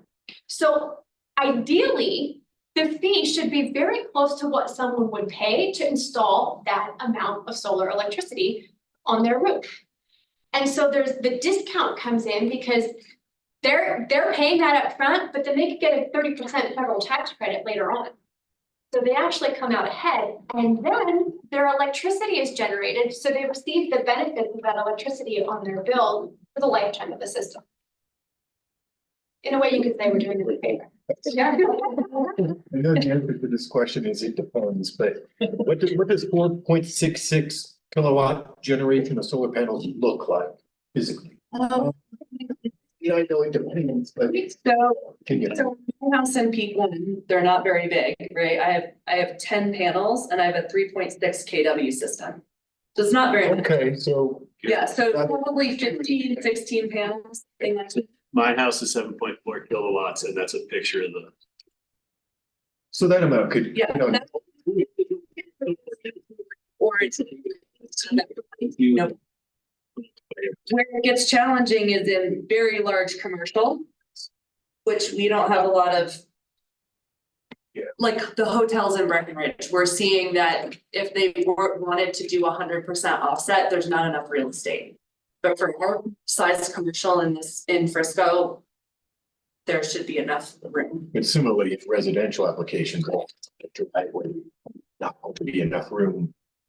Which is self-mitigating, right? It's a gentle example.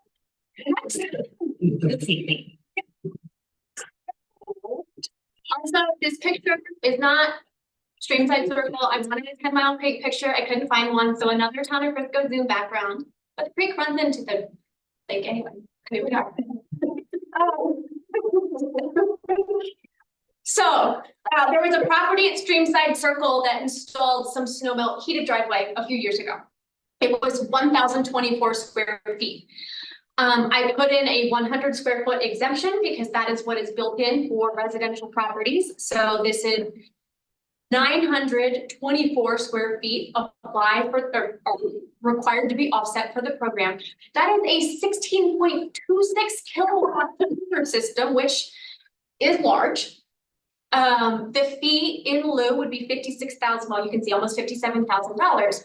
How many homes electricity use is this equal to? 3.5 Frisco homes is the electricity, the equivalent electricity consumed by this heated driveway.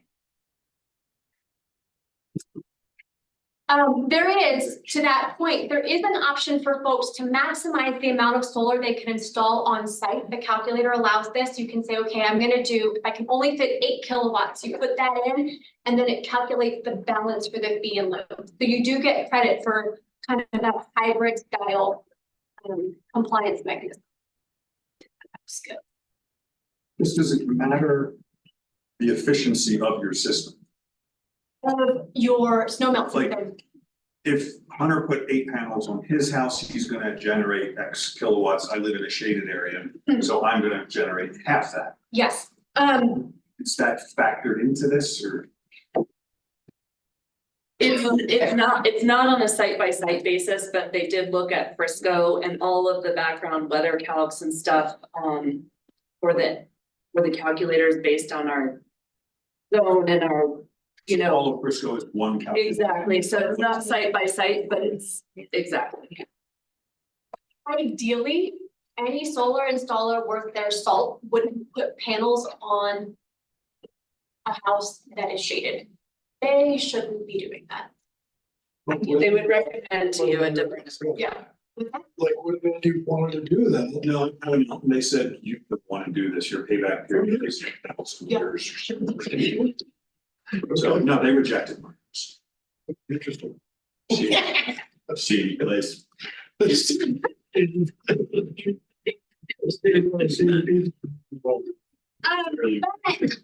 a good question. Trees, I could tear down the trees. Yeah, you could. Have this problem. The efficiency of your snow melt system does matter. And so in the calculator, there are drop downs for the boiler's efficiency, and you can change that and it will change the amount of energy used on a yearly basis. Ideally, Tom would to install the most energy efficient equipment you can. Okay, here's one more. This is a hypothetical scenario where if you had a commercial development on Main Street that wanted to install, say, 1,000 square feet of a heated outdoor patio, what would that look like? And so that would be 31 kilowatts of solar, $108,000. And that energy use is equal to 6.7 Frisco homes, electricity in a year. Back to the background calcs really quick. So Yes. this, just so everyone knows that it says snow melt for residential or commercial, you can see the different BTUs per square foot per year. There's an even deeper calculator, background sheet to this that has, annual use assumptions. So it's assuming that on the commercial that you are idling if it's not on, that it's on when it's snowing and when it's wet, whereas the residential, it gives you a little bit more benefit of the doubt. It's not on all the time. If it's off, in fact, the recommended code or the ordinance would require that it's off if it's not actually snowing, so you're not idling all the time. But snow melt systems, even when they're not fully on, are idling at about 45% of the total energy use. So for commercial, that's why you see that number there, because it takes a lot longer for that amount of snow melt to ramp up. And so I just wanted to call out there's even further assumptions here that are saying, okay, you're only running this, you know, assuming 90 days a year and et cetera, et cetera. So we can dive deeper if you have questions about that, but it gets to a level of efficiency that's pretty well thought out. And it's very conservative, so Yes. it gives a lot of benefit of the doubt despite these numbers. Yes. It's actually on the low end. Okay. Outdoor fire pits. Outdoor fire pits and fireplaces and the kitchen things weren't amenities that were contemplated in rent programs that came prior to our community's discussion. Many communities are now following suit because they are seeing the same things that we are seeing here, and they are including especially fireplaces and fire pits in their rent programs. So we wanted to talk about what the impact of these are. They're beautiful. They're beautiful. So popular residential installations can range from 200, I mean, they could be anything you wanted them to, but 200,000 to 250,000 BTUs. What does it look like to have a 200,000 BTU fire pit in your backyard at a 10% offset? This is not 100%, just 10. 8.5 kilowatts of solar. And to get kind of provide some context to this for Thad's question earlier, the average solarized summit system that we have seen installed from 2019 to 2022 was 7.4 kilowatts of solar PV. So this is larger than what we're seeing on average across Summit County in Solarized Summit. It's not an extraordinarily large system, right? Not as large as that 16 kilowatt one we saw, but it is a big system, and it is solely for a 10% offset of an outdoor fire pit. They're pretty. They are pretty. They're beautiful. But that's what it is. So Making us feel guilty. Yeah. Really guilty. And I don't even have one. just. You were now in. I mean, sincerely, I mean, not to make Tom feel guilty, but the point is to raise awareness, because we've had as a community, we've not been paying attention to how much energy and how many fossil fuels are being burned outside in these amenities. And when you add it up, it's significant. And so if we are going to be intentional about our climate action goals, it's something worthwhile to consider. So I mentioned there was a fee in lieu option. The goal of the fee in lieu, as I said before, is to leverage those dollars into other community energy efficiency and renewable energy projects to see greenhouse gas reduction. What this looks like in other communities are energy efficiency grants for income qualified homeowners, net zero grants for homeowners, innovative and beyond code grants for commercial buildings, big impact grants for things like, for example, the Soul Center. The picture on this screen is a neighborhood in Pitkin County that was built behind the Basalt High School. This is Basalt Vista, yeah, Yes, thank behind you. high school. Behind high school, it's Basalt Vista. It is an entirely net zero community. They all have solar on the roofs that you can see. They have high efficient electrically powered heat pumps in the homes, and it's workforce housing. they received a big grant from the rent fund to help pay for this project. So there are some really wonderful things that we can do for the community where if folks are opting to pay the fee in lieu, we can leverage those dollars to benefit our community and reduce greenhouse gas emissions. Jeff, do you happen to know in that bottom left corner of that house, is that the heat pump we can see underneath? Yeah. Yes, it is. Yes, it is. So jealous. There's an organization similar to HC3 called the Community Office for Resource Efficiency, which is active in Pitkin County, and they administer REMP funds in the community. And they have done impact analyses of REMP. What has the benefit been? Certainly, we know that Frisco doesn't see as much development as some of the other communities across Summit County. We know that. Nevertheless, the impact of fees paid into the REMP fund in Pitkin County have been as high as 6 to 1, whereas the dollars that are paid into the REMP fund are seeing $6 leveraged in energy efficiency savings. I forget what the ratio for carbon reduction is. I should have looked that up. I am sorry. I can follow that up with the people if you're interested in, but it achieves its goal and then some. And like I said, what we've been seeing just in Breckenridge is that people are installing solar, which is great. That's what we want them to do. We want them to decrease the size of their systems and install renewable energy on site. So that's what I've got for you. Happy to take questions. I know that Andrew sent some earlier that I could jump into answering or whatever you would like. Questions? We can have to, one of the things is, do we want to, before we bring this to first reading, is there any changes within the language that we saw in the staff memo? Or Andrew to discuss. We're making this reality, hopefully, so. I mean, I guess I would be curious about like the stages of implementation of this a little bit more, like. Are we going for new projects? Is this gonna go after people that already have things installed? Great question. Only new. So does not apply to anything that is currently installed, except if somebody wishes to expand the size of an existing system that's covered by REMP. But other than that, it's only for new installations. Like I have an outdoor gas heater at my business. We never use it. We installed it during COVID, during some innovative grant thing that we were trying to create space for people to be outside. It never even got up and running by the time we opened our business back up. Now we're stuck with this thing, you know, and I don't even think the permit has officially been closed out yet because we had to paint the thing. Are there options for people that want to like if I wanted to uninstall this thing? Phones. I mean, is that something REMP funds could help me with, or, I mean. Like it's me. Great suggestion, and I think that would be up to you all to determine if you think that would be a good use for those funds.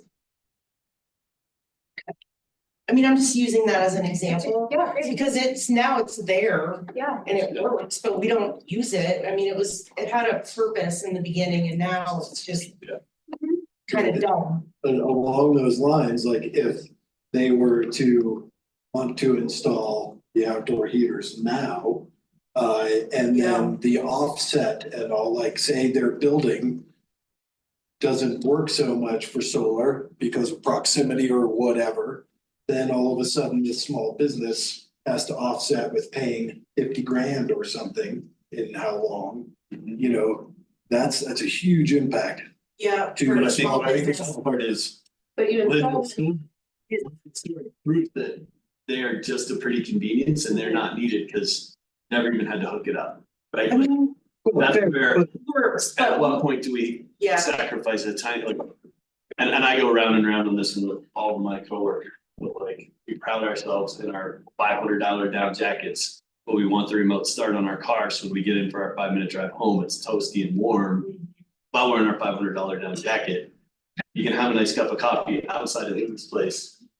most times of the year and not need it. And she's proven that. And if they really wanted her customers are really arguing for it, then it's gonna be worth the installation.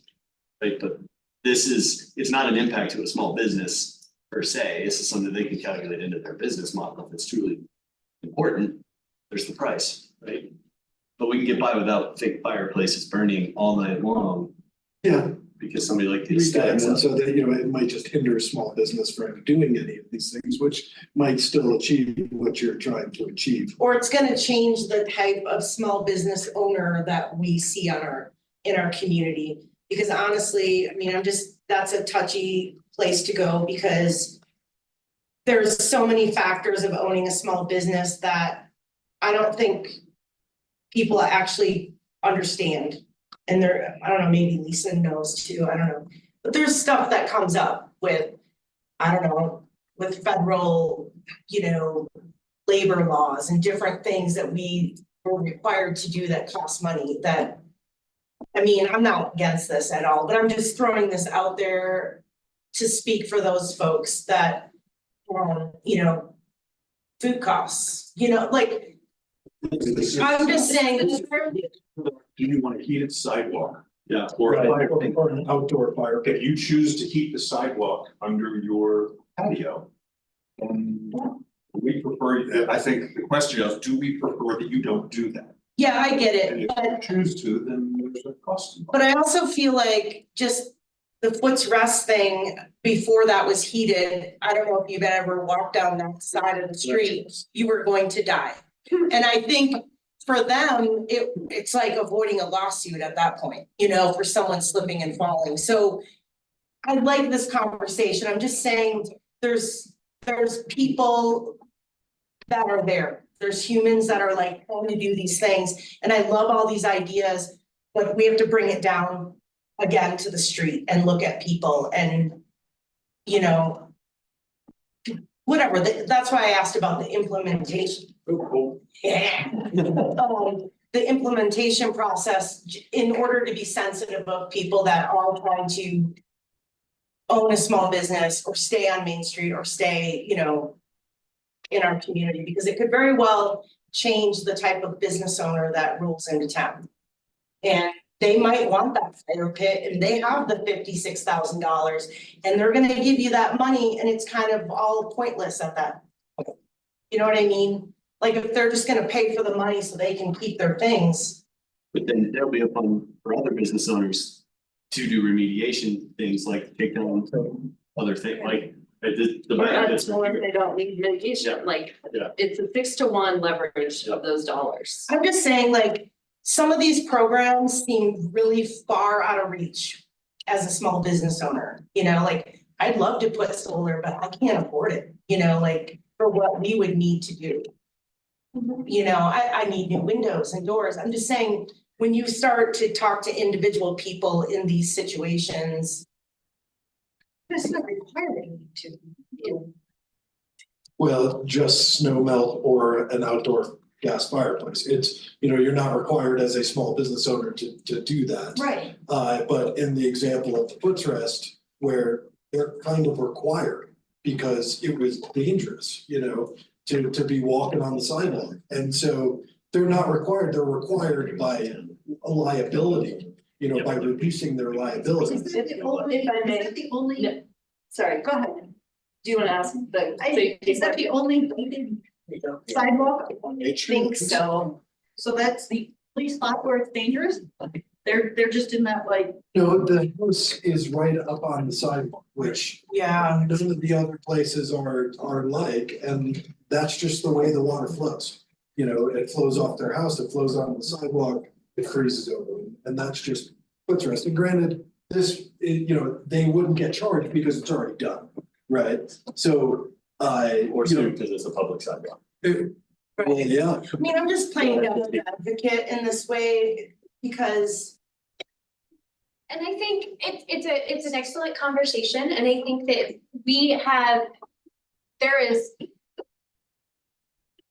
we also wanted to build in exemptions for life safety and public safety at the discretion of the building official. So I think you all could empower your building official and your building department to make exemptions that help to take care of some of these concerns if they're deemed, Jesse, you know. Jesse's Yeah, so I, been trying to get. well, that's what I was about ready to say, in that these are stakeholder recommendations. They're not telling us what we have to do. We're the policymakers. So the 100 square foot exemption per emergency egress was debated round and round, because like, what is the right amount of exemption to just automatically build into this? But we could decide we want 300 square feet, or we could allow it 1.5 or 150 per egress, or whatever that might be. And then I was also gonna say that we haven't seen ordinance language proposed necessarily, but exactly what Jess just said, and that is to say, you can allow your building official in matters of safety, public safety, or other extenuating circumstances to consider additional alternatives. So that's not that. All of that is up to us for the very reasons. And just to reiterate that Footsrest, while being an example, it would not be subject to this unless they went in and totally tore up and redid that system at its end of life, or if they expanded it beyond the amount that they have now. And when would all this be triggered is at point of permit, right? At least that's how we did it. Yeah, Possibility. One is, I'm all good. I liked it when you passed it in Breck. I like the idea.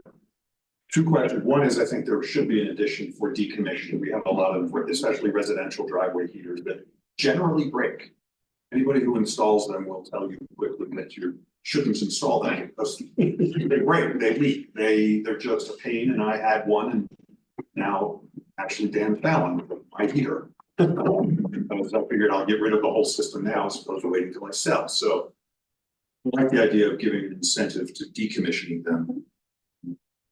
I'd love to see but what, as Breckenridge is the most recent one to pass, what have you learned from Breckenridge that you would change from their code if we implement it? Or is it, it's worked out just right, just do theirs? I can tell you, and Jesse can chime in, when I learned did the today research, so go from the building.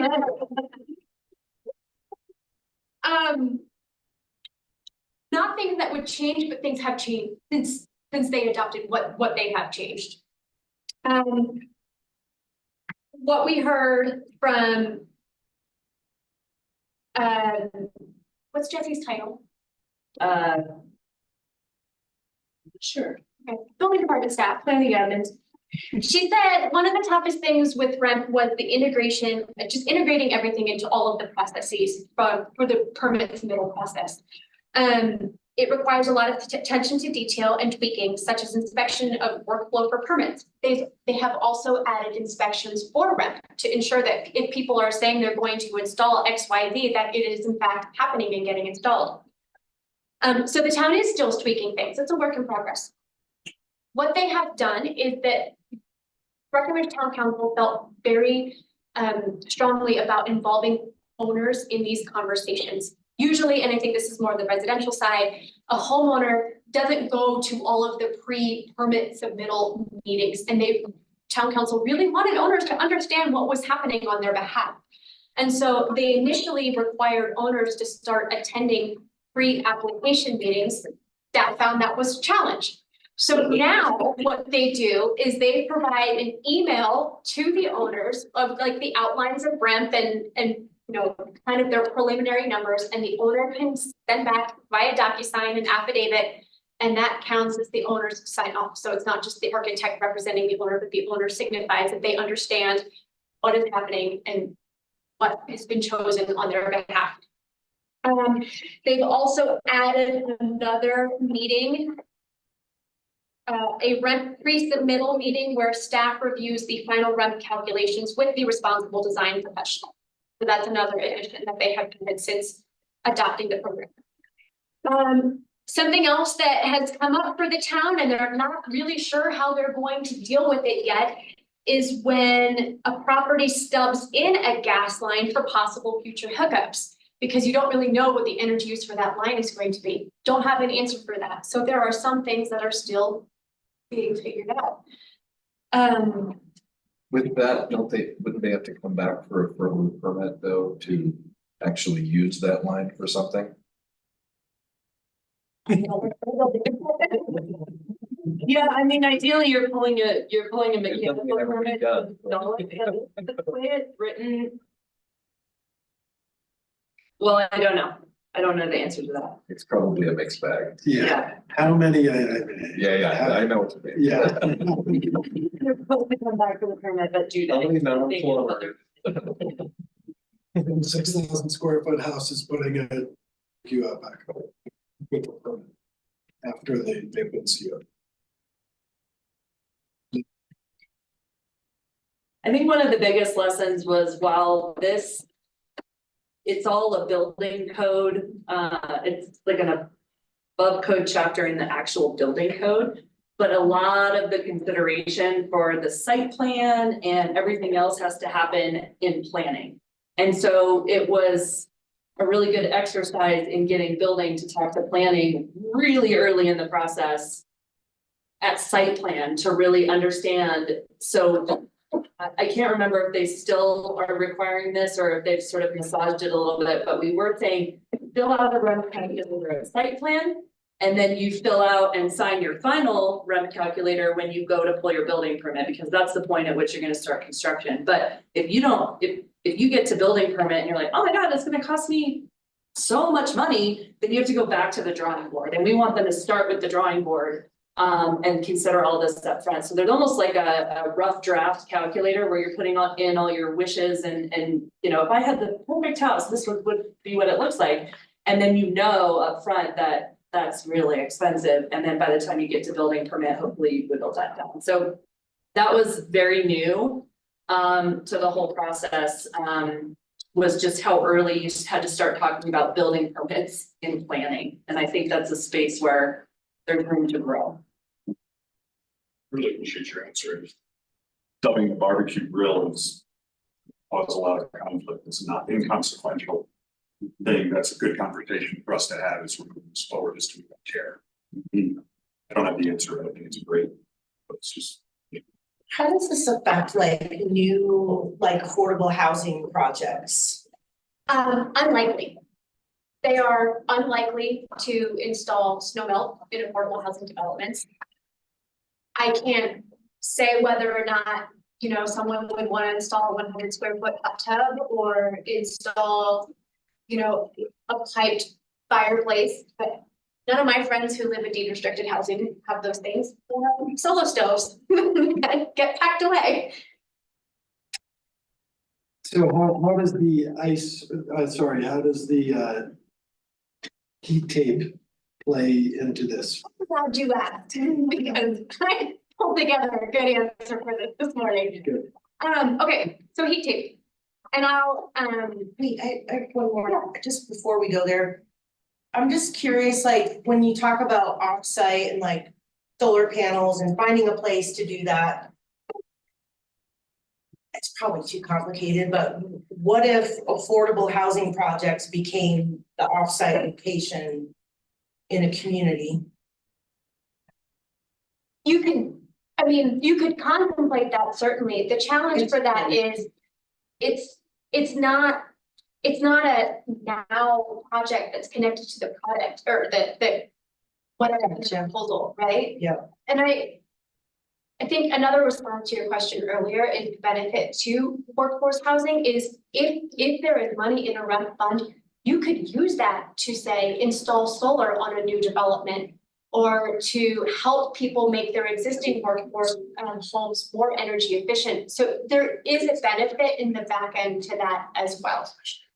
We totally contemplated that on a project, and the other thing that came up, and it was a commercial project that didn't have enough space, but in installing that somewhere else, you don't get the economics of the federal tax credit because it's not on the existing property.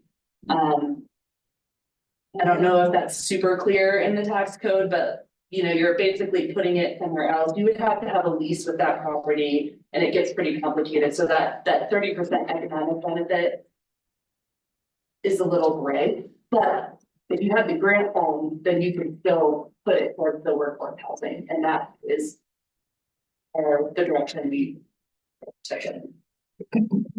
And then one other before you go there. So say we look at the PRA building, right, that.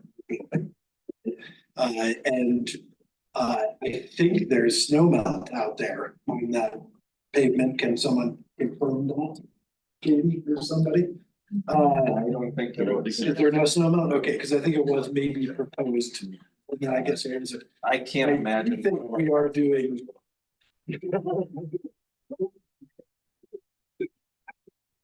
Verbal. I do think, which is insane to me, that we're doing E-tape. This new building. Like, this is where, if we were designing and building sustainably, you wouldn't need E-tape. You know, we would be doing it properly. Instead, we're just trying to check some boxes and then we end up having to do E-tape. And I can tell you my electric bill is double when the E-tape's on. Great segue. Yeah.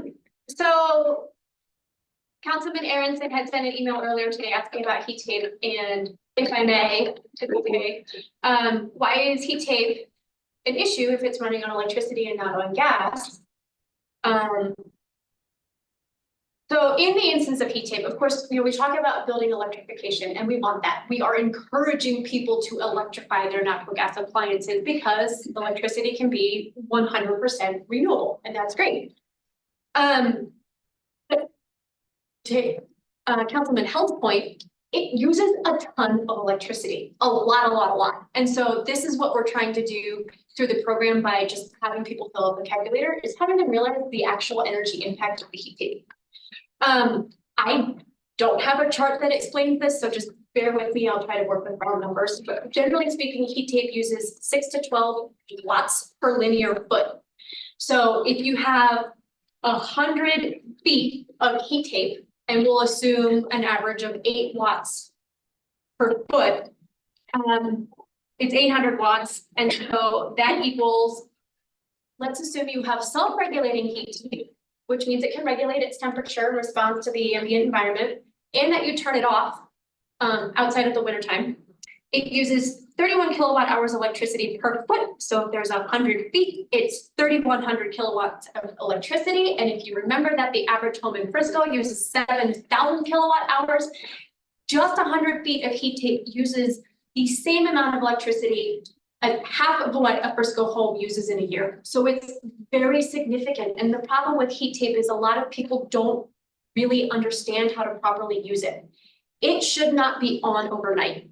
Heat tape cannot work effectively at like cold overnight temperatures to do what it is designed to do, which is to create channels for melt water to run through. Your ice isn't melting at night, so nothing is flowing even if your heat tape's on. It can't. This is what we're told by the engineers who have studied it. But it does flow when it's on and it's freezing. Overnight? It's actually melting around the heat tape. And I can tell you mine's running, I have 300 feet of heat tape. Which, you know, it's. This is the beginning of the book. The thing is the ice dams, you know, without damage my roof and the inside of my house and everything. That's how we ended up there. You know, the bottom line is I need to go down the road of getting solar and all to my 1977 house, which adds all kinds of other issues. But Yeah, that's why it's just go through the calculator. Yes.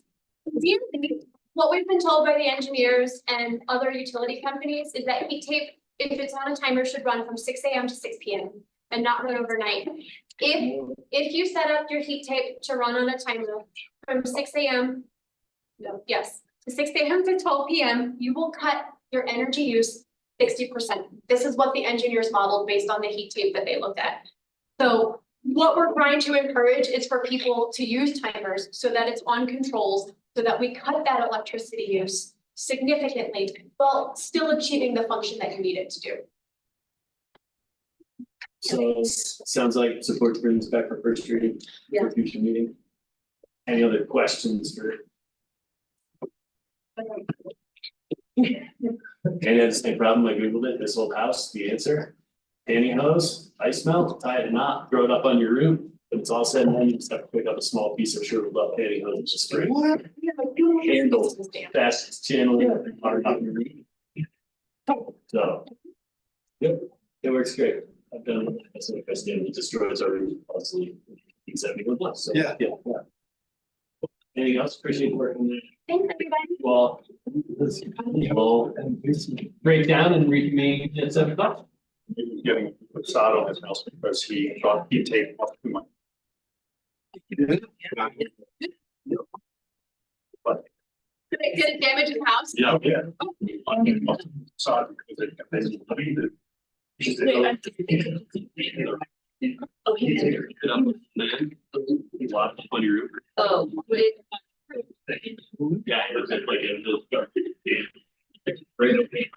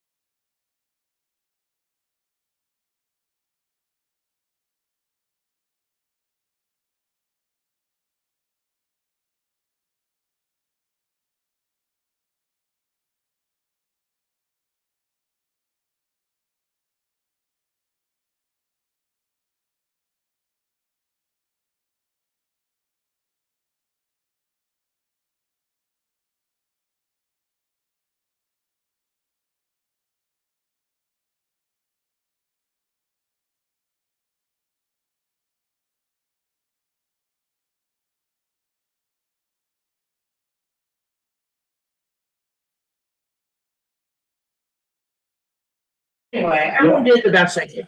Yes. Can you double mic? Yes. We get over there. Mr. Aronson.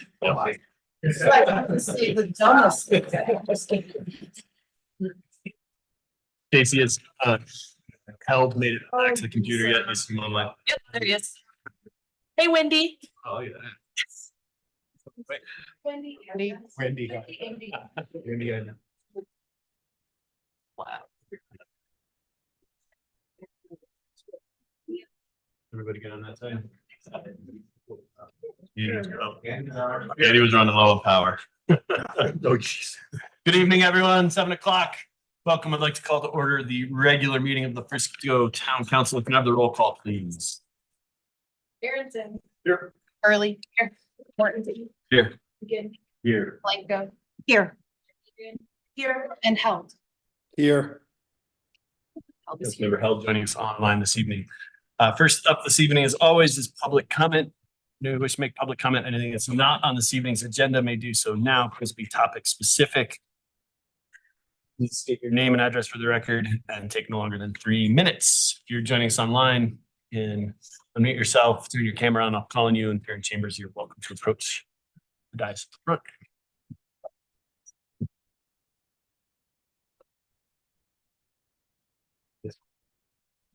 And I would also say, for those, since I think I know why a fair amount of you are here this evening, if you'd like to make comment on anything that's on our consent agenda, now would be an appropriate time, because you may or may not have a chance to do that depending on how the consent agenda goes. So if there's anything within the consent agendas this evening, now would be an appropriate time to make a comment for council.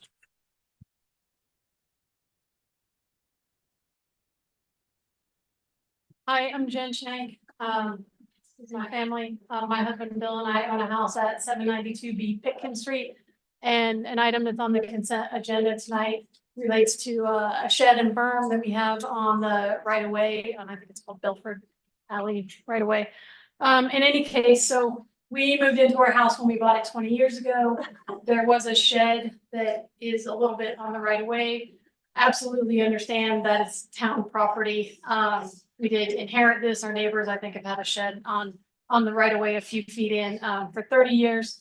And I really appreciate, I guess there was a complaint. There's something going on at the other end of our alley on our block relating to snow storage. And I am not certain why we are at the entire other end of the alley from the folks that have the snow storage issues. I don't believe that my house, I don't believe the right of way behind my house has much impact on their snow storage. And I believe that their axe to grind is probably more with the town or some other issues. But unfortunately, we've been brought into this situation.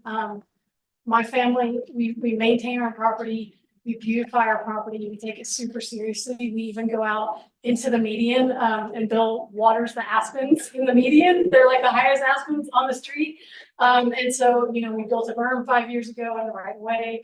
Otherwise, it's just full of dandelions. We go back there, we weed. And so we really try hard to make our house beautiful and really do care for it. I really appreciate that Chris McGinnis, I think working through Tom and Thad, sent us over a revocable license agreement that would give the town, of course, anytime you need that alleyway in the future or that land, it is yours to have back. I thought that was a fantastic compromise that will save my family money and not having to move the shed right now. I really appreciate you all sending that. I would love for that to actually get approved by you all tonight, because this issue has been dragging on since January when we got the notice. And it's been really, really stressful for my family. It's going to be very expensive to move that shed. And I would very much appreciate you all approving that renewable license agreement tonight. Thank you. I was wishing to make public comment. See no more in chambers, but online, Stacy. And then at this time, I will close public comment. Move on to parent council comments. Just one quick one, very few people were there. And we probably didn't say anything that would have made it worth coming, but I appreciate staff's effort in putting together the candidate forum. It was well orchestrated.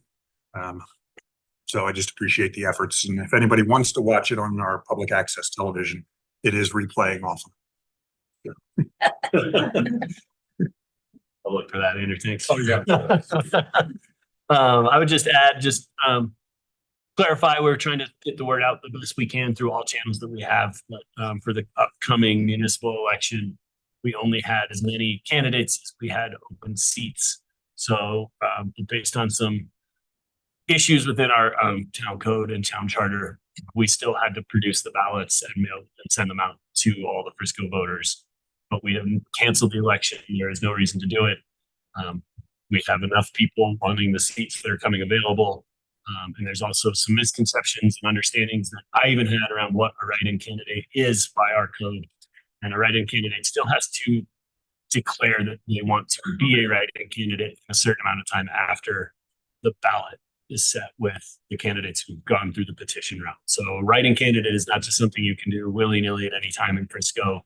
A lot of folks weren't aware of that. And this is why we're canceling the election, because there's no other opportunity for someone to get their name on the ballot through the election. And so we have saved a little bit of money and a fair amount of time to go that route. So wanted to make sure that that was said on the record, and staff's always happy to answer questions if others concerns about that and get clarification. Thanks. Other council comments? Tommy, staff updates here in the packet today. Excellent. The next on this evening's agenda is the consent agenda. Mr. Mayor, I move that we approve the consent agenda. If I may, move to approve. Is there discussion? Yes. I would request that we remove the Pitkin Alley and the Vine Street Social from the Pitkin Alley, I would request that we remove for discussion. The Pitkin Alley, the Vine Street Social, I have a question to staff before anything else, before. So the request, Councilmember Aronson will be removing and moving to the first agenda item for the regular business would be resolution 24-15 and resolution 24-15. And go ahead and ask your question, staff, for the resolution 24. For the Vine Street Social, they're asking to utilize town property to basically create an outdoor deck to their facility. My question is, have the residents of the building been notified of this request? They have not. The HOA for the building has a similar license agreement over the same or adjacent areas, but neither the HOA nor the owners in that building have been notified of this potential. For that, I request we table this and request staff to notify or solicit a view from either the HOA or the residents that they know that we're being asked to give up town property to put a deck out there. Or we can just take it off consent. Yeah, let's move that. So we'll also take resolution 24-18 off consent into new business. So the first three items is listed on the agenda this evening will be moved to new business items number 1, 2, and 3, leaving consent agenda this evening. The standard purchasing agreements minutes from the last meeting, and then the 2 additional resolutions. So that was that. So if that, I can just make a motion with, right? Perfect. Mr. Mayor, I move to approve the consent agenda with the previous discussed items moved to items 1, 2, 3 of the meeting. It's been moved to approve by Mayor Pro Tem Incan. Is there a second? Seconded by Councilmember Burley. Any further discussion on the motion? None. Can you call the question, please? Mortensen, Yes. Incan, Yes. Malenko, Yes. Held. Yes. Yes. Aaron. Yes. No. So your consent agenda passes as amended. Moves us on to new business. We'll do first Agenda item number 1 of new business will be resolution 24-18, a resolution of the town of Frisco, Colorado, approving a revocable license agreement for Vine Street Social LLC to use a public place, 4th Avenue right of way. I'll open up the public hearing. And I know staff was not prepared for this to be a full presentation, but Tom or Thad, do you have any further updates beyond what has been provided? And then we can move on to council discussion. Simply to reiterate, this is a revocable license agreement that would be granted personally to the owner of the Vine Street Social, which is a business that will ultimately have a liquor license. So this will be part of the liquor license premises. It is undertaken using our standard for revocable license. Which means, of course, that at any time, for any reason or for no reason, the town decides that it would like the use of that section of public property. All it needs to do is revoke the license agreement and it will have it back. Thank you. And Mayor, the applicants in the audience. Use this moment for public comment on this agenda item. Please, if you can state your name for the record as you join us up, I appreciate it. Debbie Anderson, I'm the owner of Vine Street Social. The HOA has approved all of this a long time ago in August when we did the original write-up of the space. They had already approved a previous tenant use of the same space. The HOA here and they have talked to the owners. I can't speak to what they've said to the owners, but I know that all of the owners are aware, and I know the HOA president has approved the use of the patio. His only stipulation was we had to move the furniture off in the winter. Is the HOA president the developer, or has the developer turned it over to the owner? No, the HOA president is the president of the HOA board, is not the developer.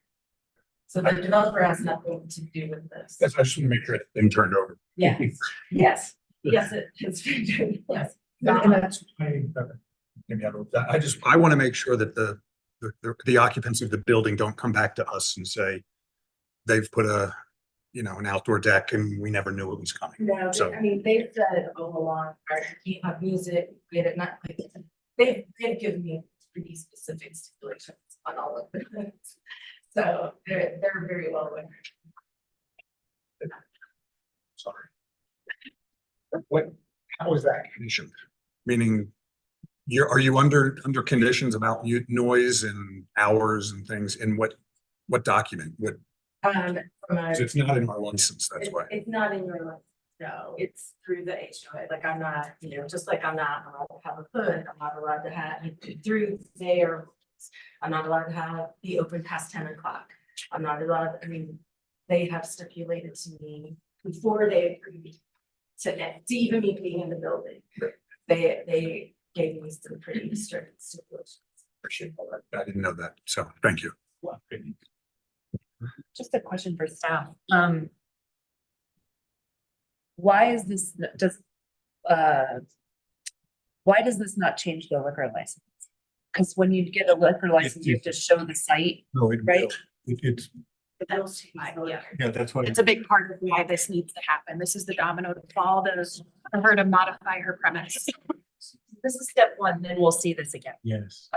Yes. Part of Thank a- you. Well, We'll see the no, premise because modification. the clerk can approve the premise. I can approve modification the administrator. if it's Okay. fine. Because when Andrew asked that first question, I was like, well, doesn't this trigger a whole process where we have to see this again, but it's administrative? Okay, great, thank you. It's a little, if you haven't seen the space, it's just a little weird because the property line is 6 inches off the right of way. And so even though this isn't a walking path and it looks like landscaping, it's still the property 6 inches off the building. Yeah. Thank you. You're welcome. Anyone else wishing to make public comment on this particular agenda item? Seeing none online, close public comment and any further council conversation or motion. Good. Mr. Mayor, I move that we approve. Thank you. Resolution 24-18. It's been moved to approve by Councilmember Burley. Is there a second? Second by Councilmember Helenko. Any discussion on the motion? Call the question. Burley. Yes.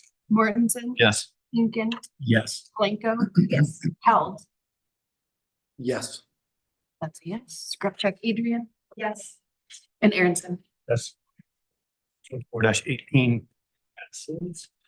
Next up is, and I'm gonna read these both in at the same time so we can discuss them in tandem, as that's the way they're kind of related. This is resolution 24-14.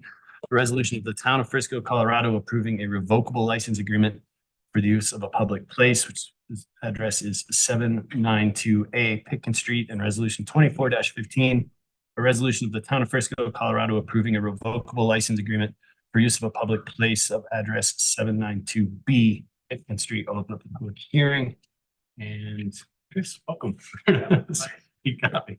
Yeah, so we have two proposed license agreements. These are on the alley right away called the Belford alley right away between Belford and Main Street. So there have been two existing sheds, it's landscaping on the east end of that right away. They've been there from the previous owners. We don't know the exact year, but it appears several decades. So the revocable license agreement would allow them to continue to use these sheds, landscaping at that east end. There are conditions that some of the materials outside of those sheds would have to be cleaned up around that. And then kind of in response to some of the concerns of the alley and this, so the end of the driveway, there's a driveway that comes in from 6th Avenue. Accesses, I believe, 4 homes. The end of that driveway is approximately 80 feet away from where these sheds are. So what we would be permitting is just from those sheds to 8th Ave. So kind of that 80-foot space between the driveway and the sheds. This would not give any additional rights or privileges in that area. Questions for staff?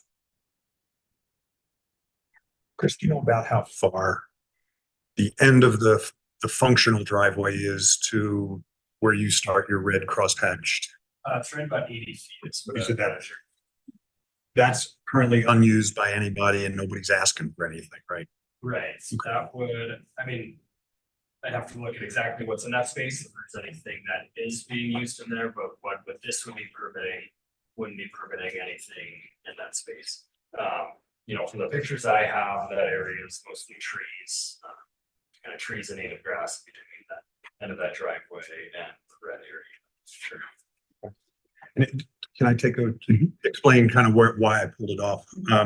You kind of have two, as I've come to learn in the last while, you kind of have two things going on this alley. There's the functional alley, which is on the left with the 4 houses. They have a snow storage problem. And you have the houses on the right side on that'd be 8th Avenue side, and they have sheds there. The people with the snow storage problem are concerned that the license might impact their request to have the license for snow storage on their part. So that's why I pulled it off. Either we have a choice of approve this license and direct staff to give a license to the other side, give them a license for snow storage, or just wait, do it all at once, because, you know, if there's a concern, I don't know calculations of snow storage and how much they actually need. If they do bang into each other, then we have a problem, because we've just chosen one over the other. So that's kind of why I pulled it, is so we can figure this out and solve make everybody's situation reasonably better. And to add to that, the existing driveway, there is a license agreement currently for that. It doesn't explicitly state snow storage or show snow storage, but there is a license agreement for the driveway. It would be a question for that, kind of whether that's a associated use with the driveway that would already be permitted, or whether a secondary. I would suspect that it would be, but I'd really need to look at the agreement in that terms. But, you know, absent anything else, I think the right to use a given portion of land for access in this part of the world means you get to move snow to accomplish that access. I wouldn't tell you that it would authorize moving the snow anywhere other than within the alley itself. But But as I said, subject to, don't hold me to it until you give me a copy of the agreement, but I suspect that I would consider that within the scope of an access.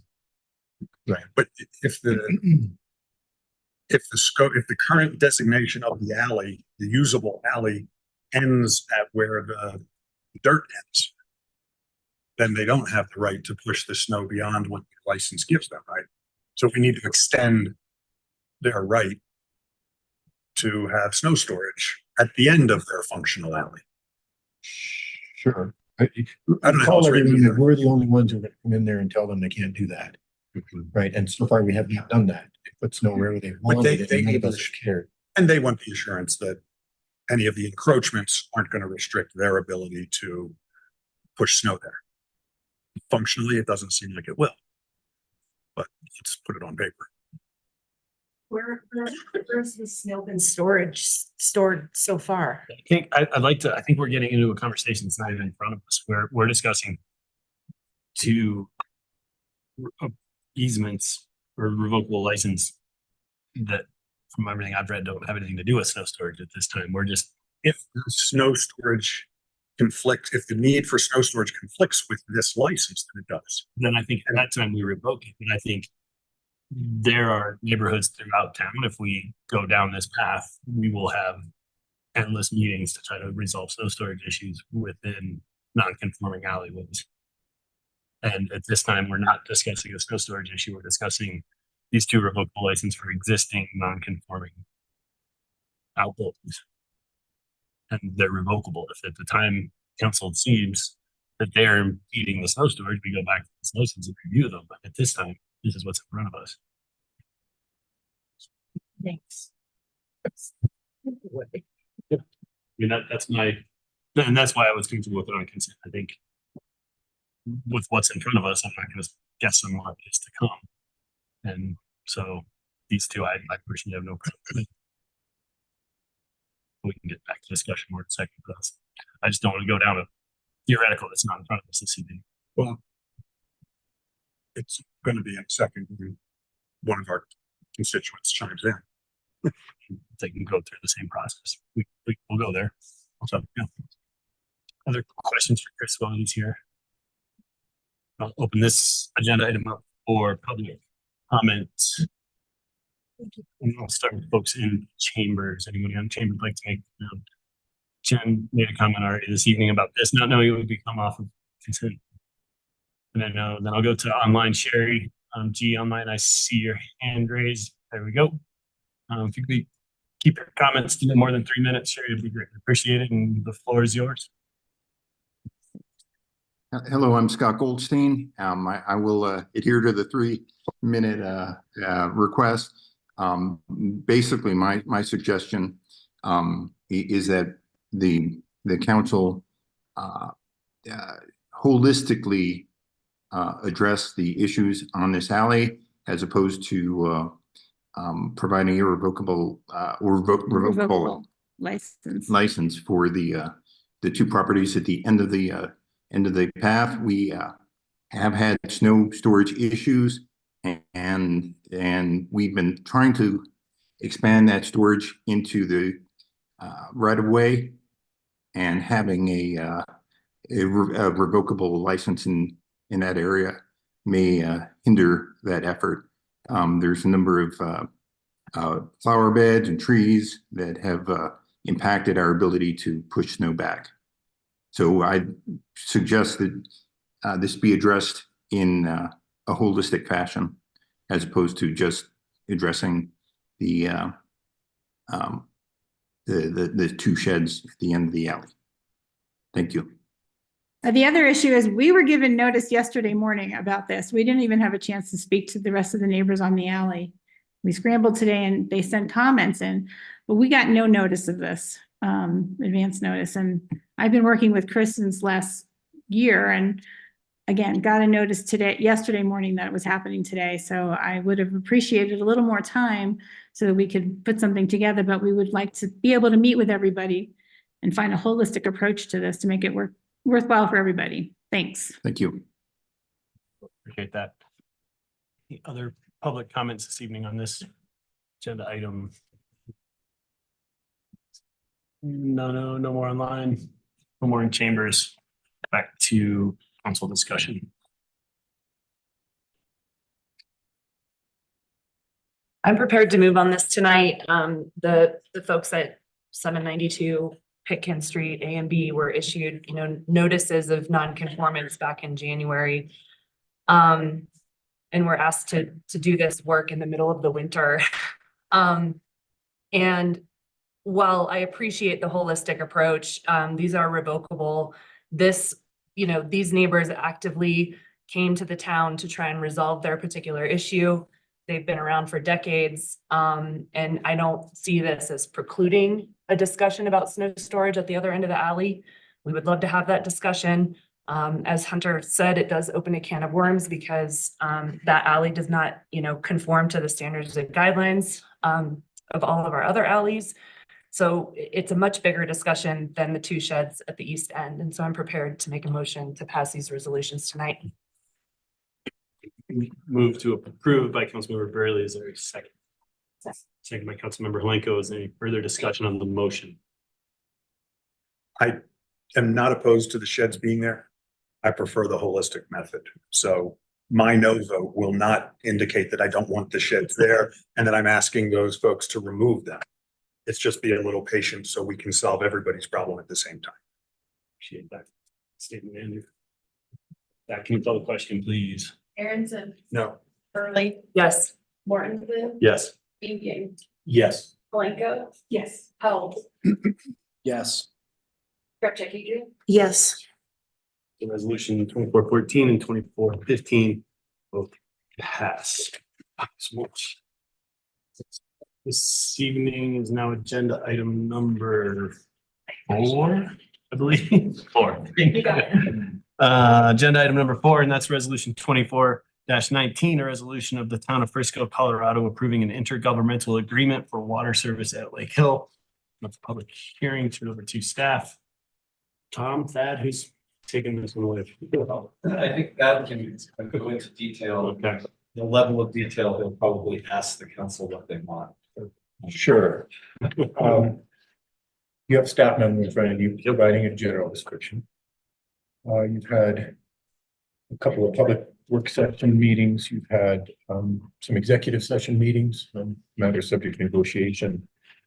This draft agreement is a result of all of that. I'm happy to go through it. Hitting major points or hitting finer points, whatever you, I'm happy to simply take questions. Whatever council's pleasure is. Could you maybe just hit the very major points that would be Sure. appreciated just for those? Just by way of background, council's well aware that it in the town adopted new code provisions concerning extraterritorial water service. That was done, I want to say 9 months ago or so-ish. That those code provisions provide, generally speaking, that when the town receives an application for water service outside of the territorial boundaries of the town, that application is to be treated under the terms of that ordinance. And one of the initial things that happens is that application is sent to the town's water council, and the water council provides an opinion on whether the town has sufficient water to serve it, and if not, what water rights should be transferred to the town in connection with that. That process was undertaken here. Excuse me. The other two other major salient points of the ordinance. The first is that in addition to that determination of water rights and a requirement that the water rights be conveyed to the town, there is a requirement that the applicant obligate itself to cover the town's costs of actually taking those water rights and making them useful within our water system by way of a water court decree, right? Being handed the rights is a long way from being able to put water in a tap. There's a extensive court process in between. So that's the second major point is, developments outside of town bring the water rights necessary to serve them, that they agree to pay the town's costs in perfecting those water rights, making them useful way to provide wet water. And then finally, that new ordinance told the town council that it is to consider the impacts, potential adverse impacts within the town of the development that is being asked to be served with water. And of course, the council did that. And a large part of this agreement has to do with conditions on the water service intended to address those impacts. So with that, the agreement starts with about 2 pages of whereas clauses because it's a much more detailed story than what I just told you. In large part, this is memorializing what happened and how it is the parties came to this agreement so that 20 years from now, some future council will have a better understanding if there is a request for extension or the like. The first parts of the agreement have to do with simply the commitment for water service, and that is that the town will sell 436 residential water tap equivalents for treated water and thereafter sell water for domestic use, domestic indoor use at Lake Hill. The next provision of the agreement is set forth under our code that the charges for both the EQRs and the sale of residential water taps and for service within the Lake Hill area will be the same as within town to town. This water service will be on an equal footing in that respect.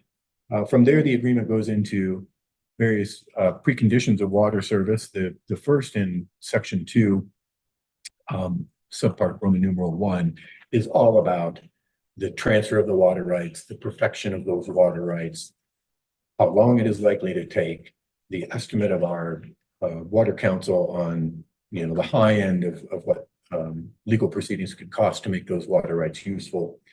From there, the conditions move into transportation impacts. There's a requirement for a roundabout with landscaping and rectangular rapid flashing beacons. There is requirements concerning confirmation of service or not from the post office. There's a condition concerning cell phone service that may be necessary to serve that new community. There's a requirement for a ready-to-build pad site for a senior facility.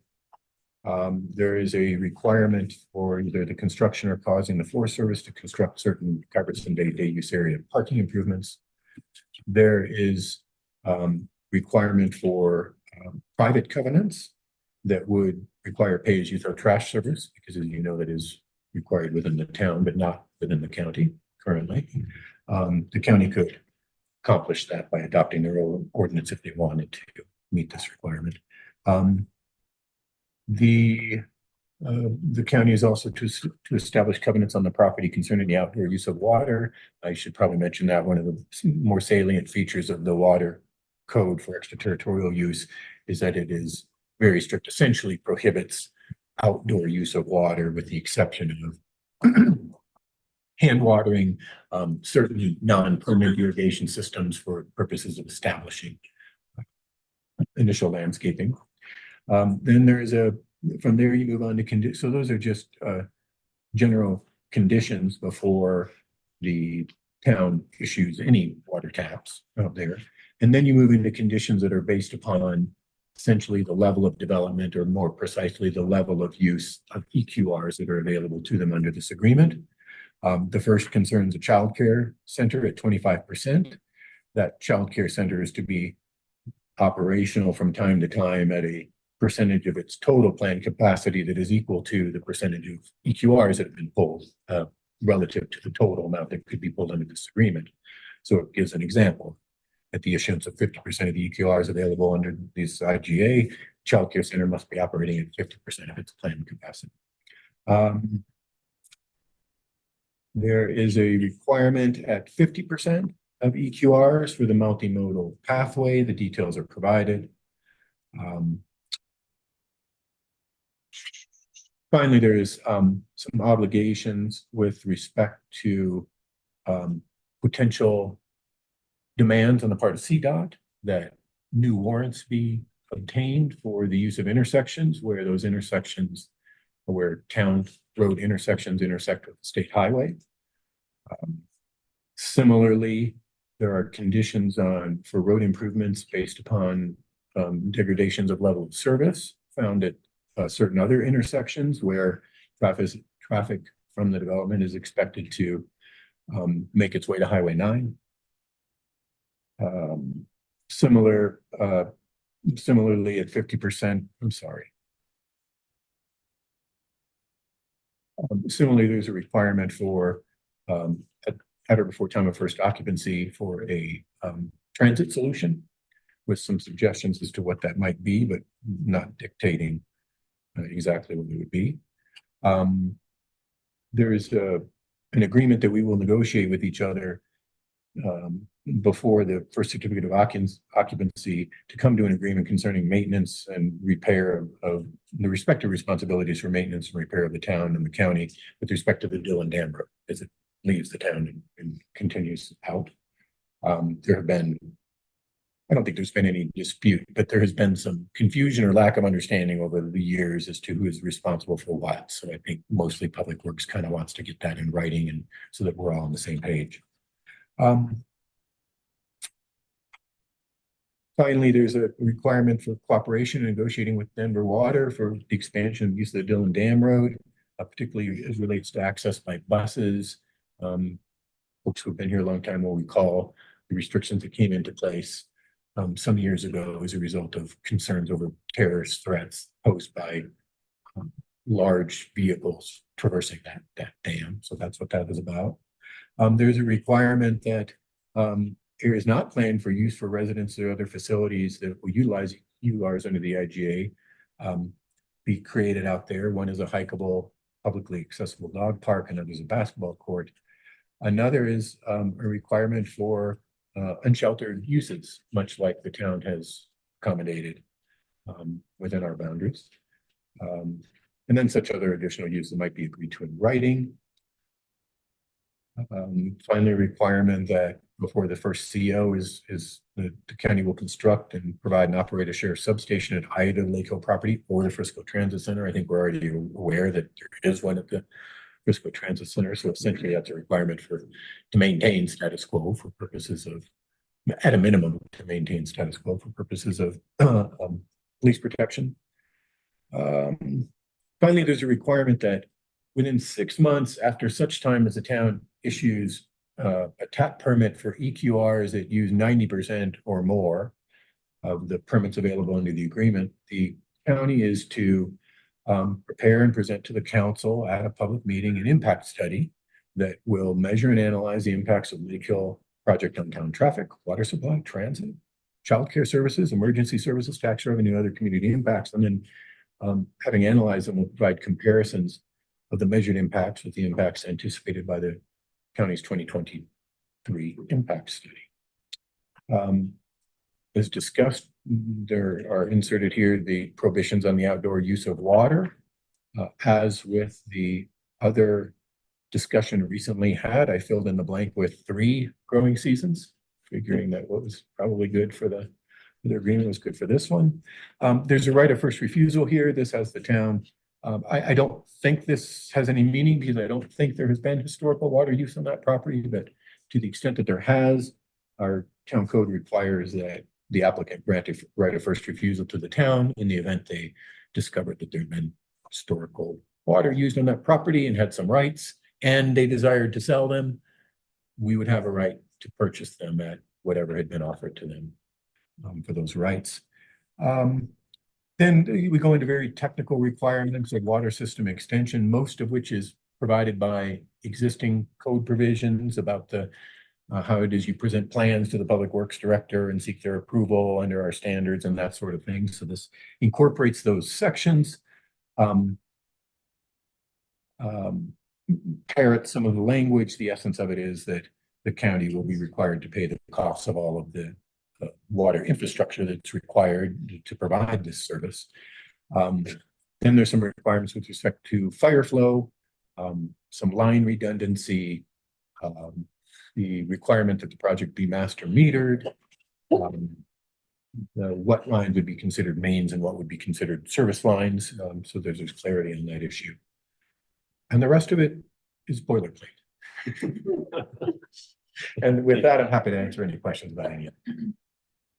Council, I just also like to let you know that representatives from the counties planning department are here. Kind of just to make sure if we had any questions, not for particularly our staff, but around the applicant, that they were available as well. So just want to make sure you knew that was available to us. And I know as that this is a few months now of conversation with between us, with the county, with the applicant. And I think this is where we're at. So any particular questions before we go to public comment?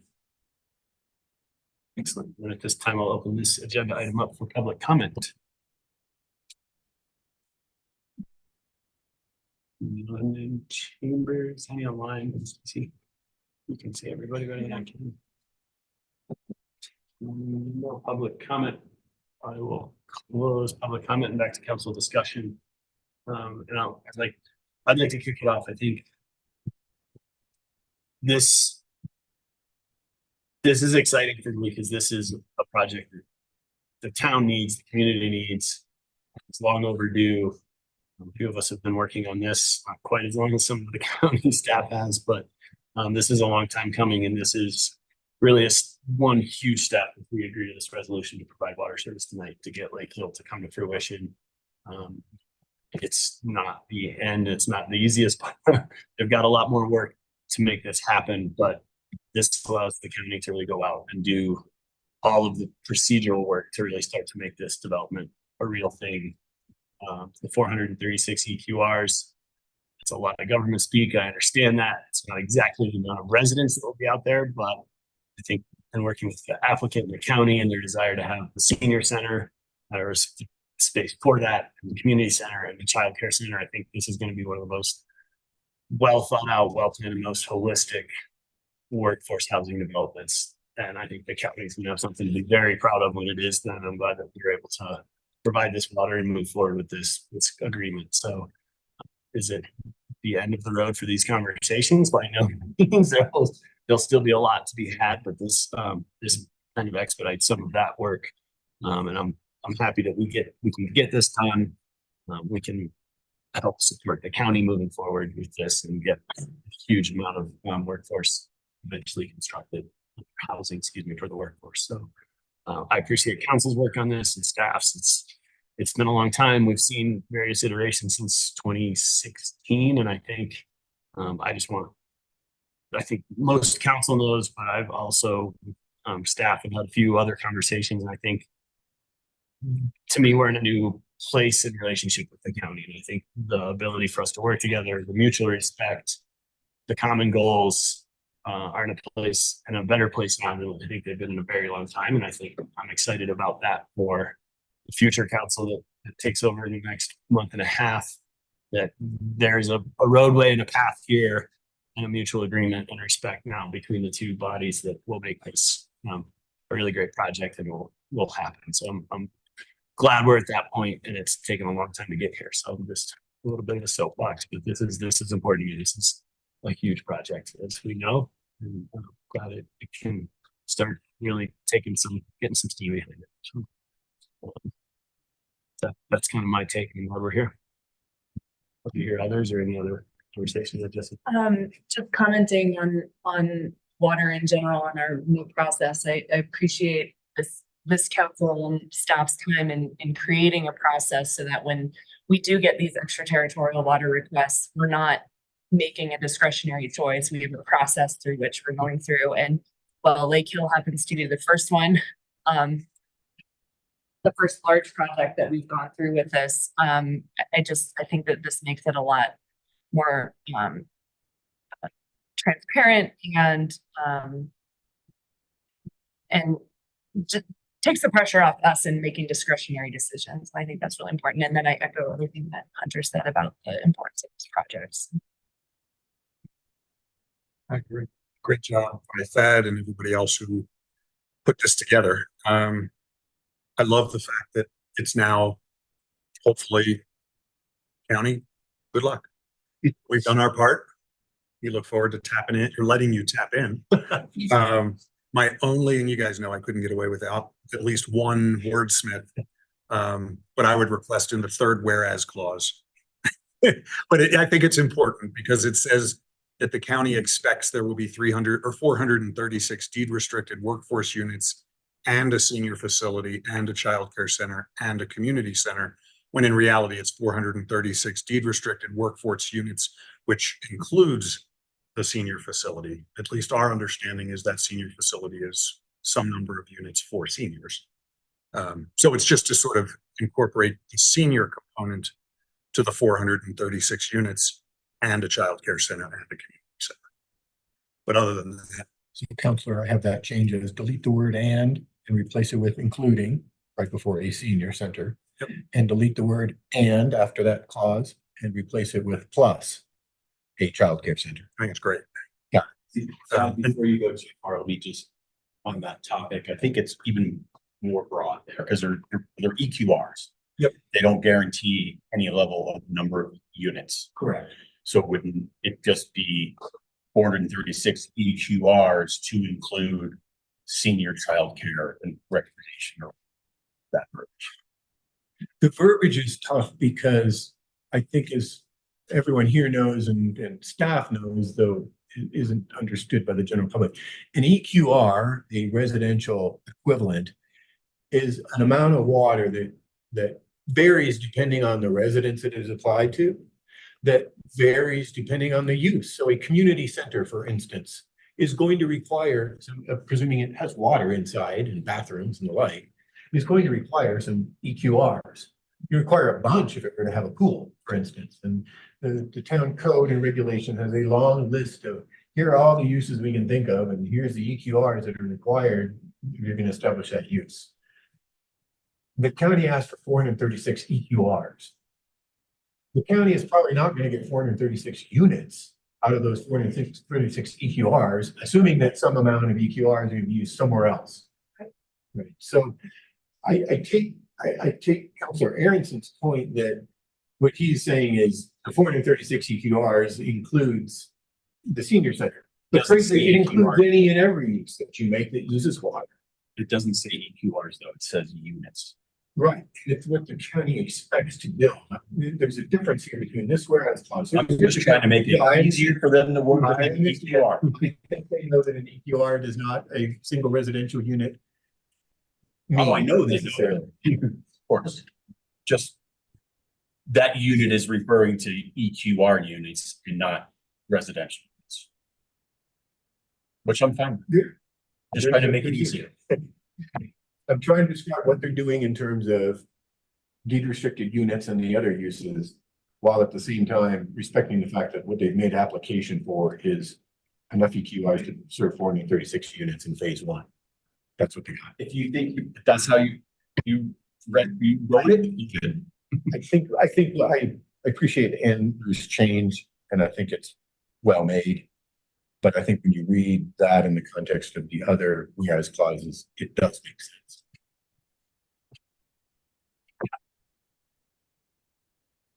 Questions, discussions?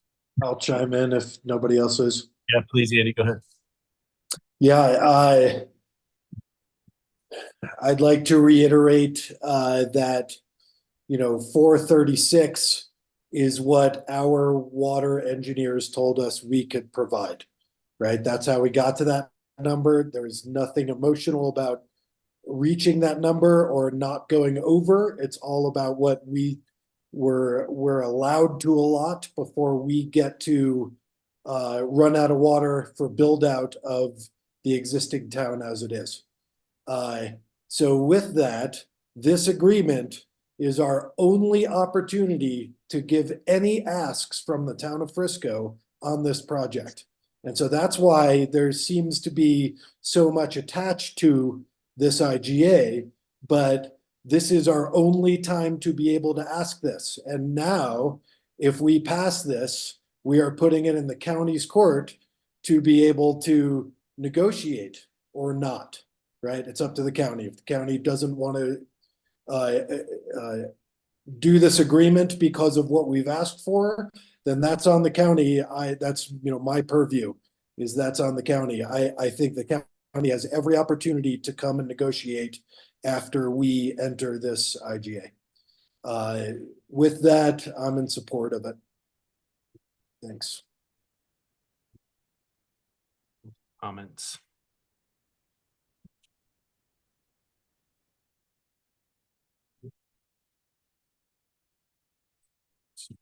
Mr. Mayor, I move that we approve resolution 24-19 with the changes that were written into the record. Move to approve. Second. Councilmember Burley, second by, for the second.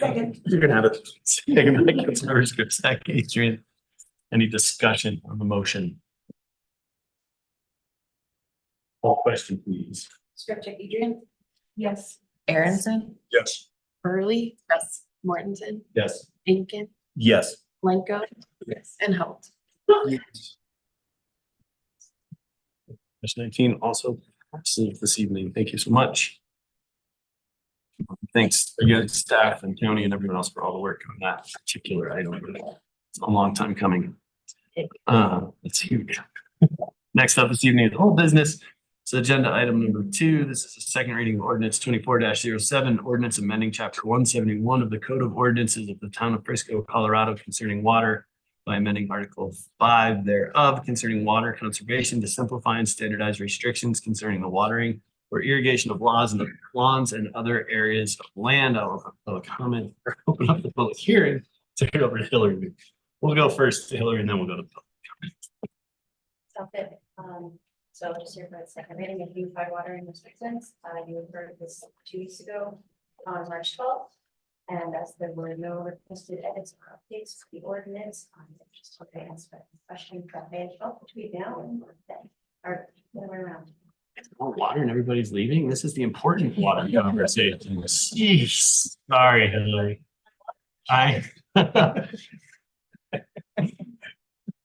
Sorry, I didn't mean to interrupt. But I did too. Great, thank you. Any additional questions for Hillary at this time on this agenda item? None. I'll open up for public comment. Anyone wish to make public comment on this agenda item may do so now. There's some online hanging strong. Seeing none in chambers, none online. I'll close public comment. Back to council discussion. I'm excited about this. Thank you. Mr. Mayor, I move to approve resolution 24-19. Now we're on 24-7. It's 7. 24-7. Then moved to approve on second reading ordinance 24-7 by Mayor Pro Tem Incan. Is there a second? Second by Councilmember Scripps. Adrian, further discussion on the motion? Call the question, please. Yes. Scripture, Adrian. Yes. Aronson, Yes. Burley. Mortensen, Yes. Incan. Yes. Blanco. Mr. Mayor, I move we adjourn. Is that right? We are. You can adjourn, but you have to go, you have to go into the. But now we're gonna convene our first ever housing authority meeting, so Oh, you can't leave yet. You're not done. dude. I haven't started my car. Not.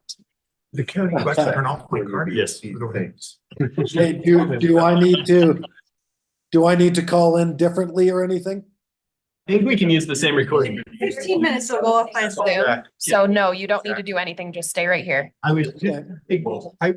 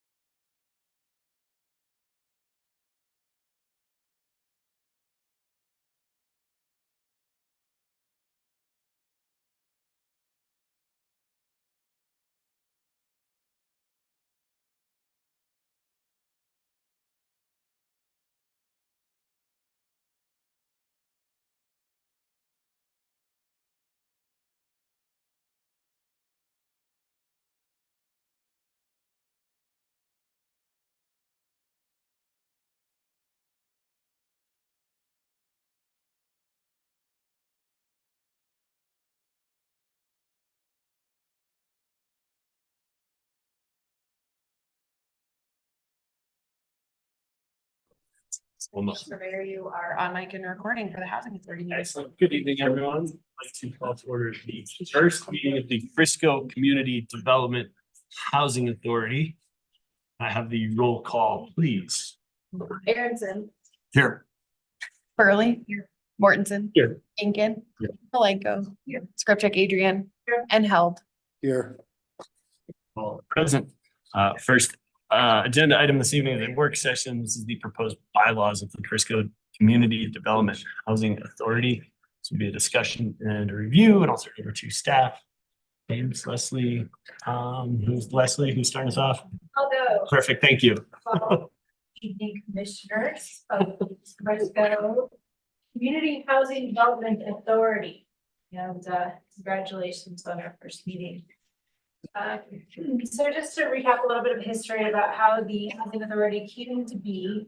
Back in June of 2023, the Frisco Town Council approved Resolution 2322, which established the authority and also established the town council members to be the same as the commissioners of the authority.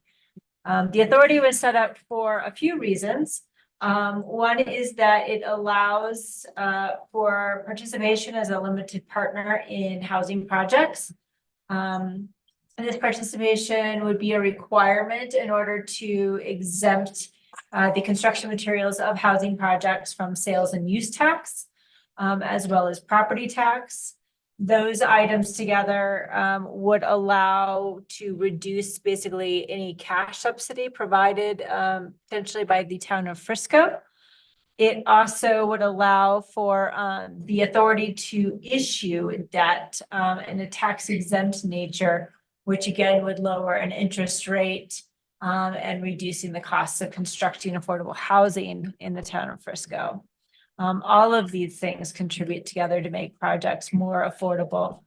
And also just a reminder that the authority was established stating that there is a lack of safe or sanitary dwellings in the town, which is the reason for setting up such an authority. So we also have James here, our housing program specialist, as well as online, we have John Peterson of Winthrop and Weinstein, that is an attorney that has specialized in real estate and tax credit financing, that has assisted us with the drafting of these bylaws and can also answer any questions.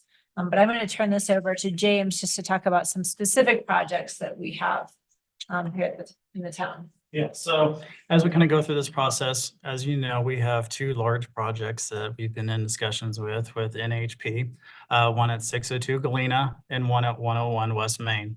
So as we go through this process, and you can look at the bylaws and see what the authority is allowed to do and not allowed to do. Keep that in mind as we move through this process. As Leslie stated, the main goals right now for this authority is to help create more affordable housing in our community. And so as we go through this, we want to be able to have the tools for developers to be able to utilize through the housing authority, not through the town, that they can tap in to help their financial pro forma meet the goals that they have, along with meet the goals that the community has. So keep that in mind as we go through these. There's a lot of different things in state statute that the authority is allowed to do. And John will help talk about that.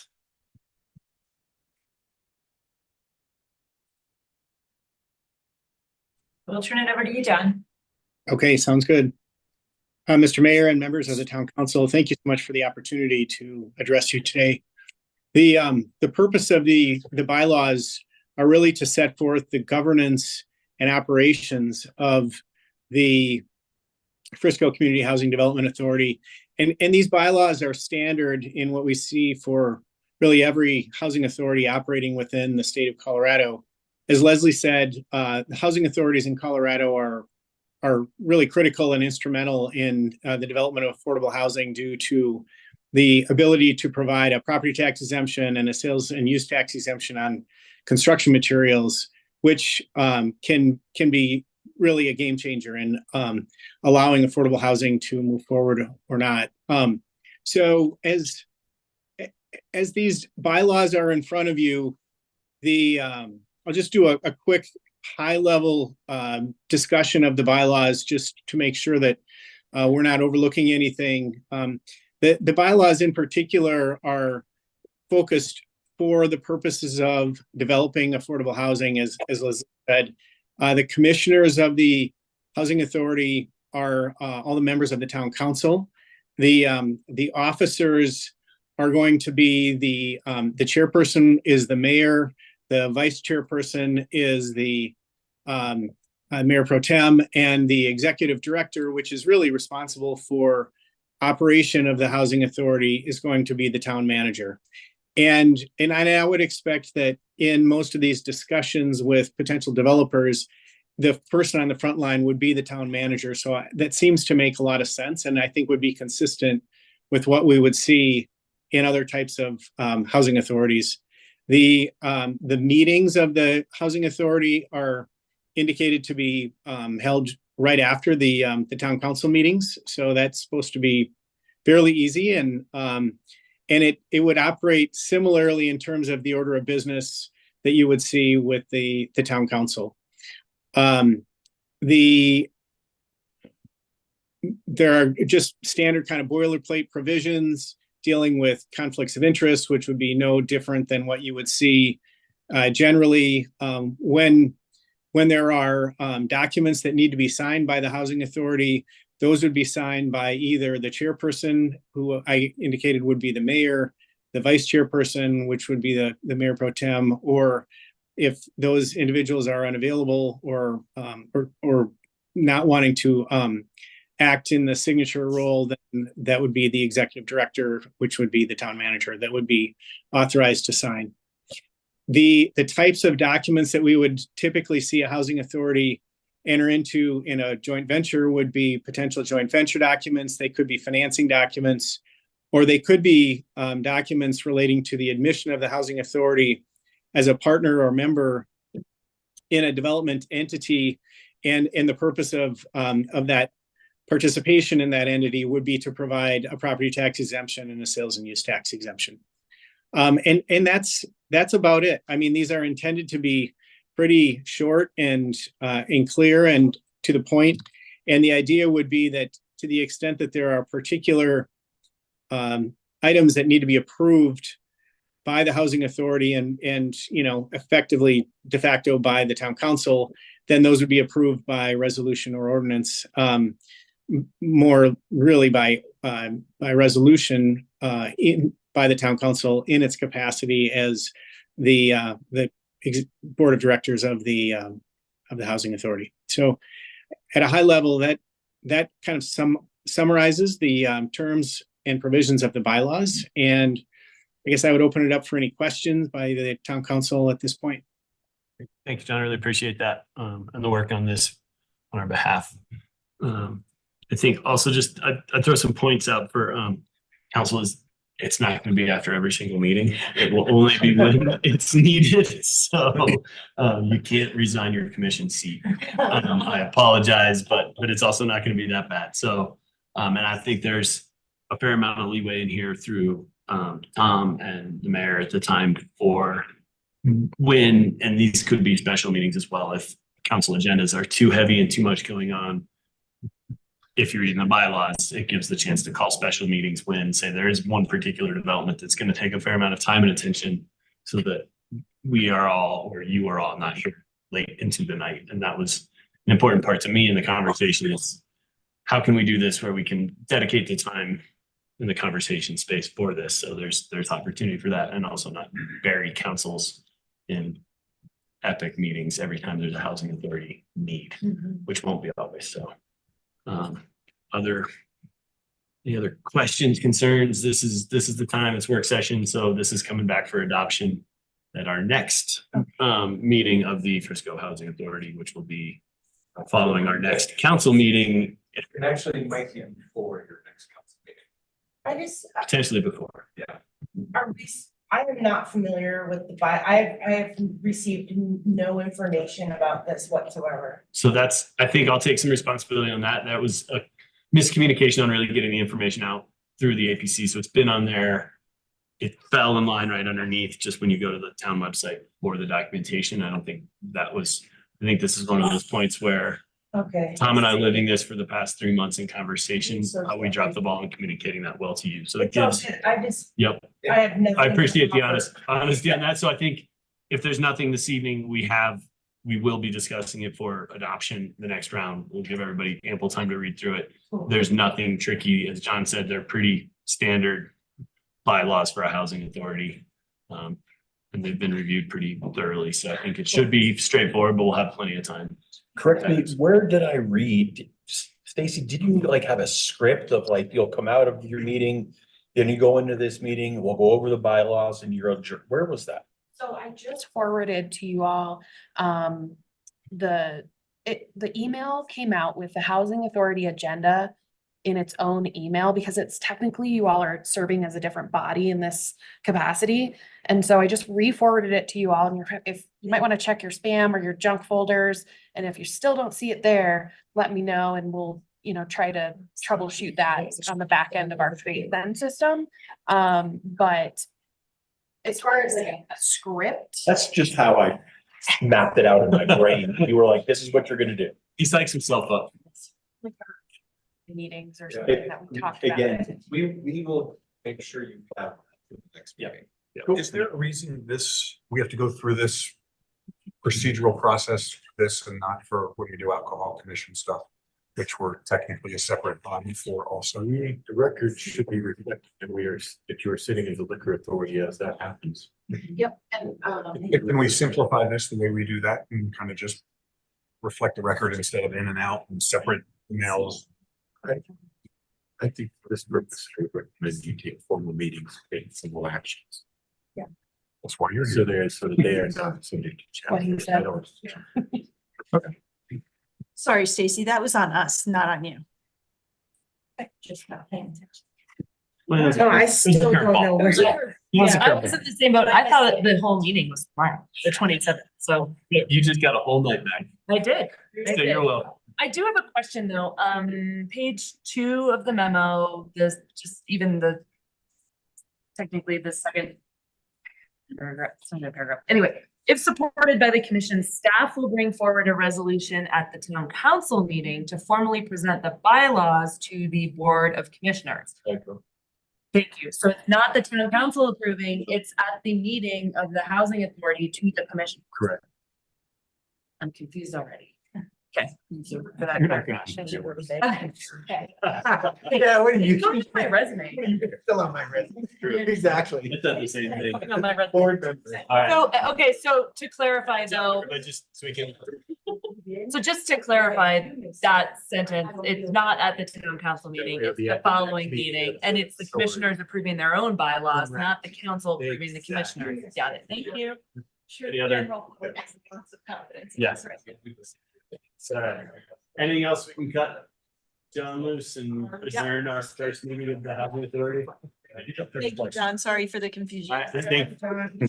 John, appreciate your time and work on this, and we don't really have to adjourn because it's a work session, correct? Well, nothing else, I'll move we adjourn. You're adjourned. Now we're done. Thank you all. Thank you. Oh, lordy. Big members of my world.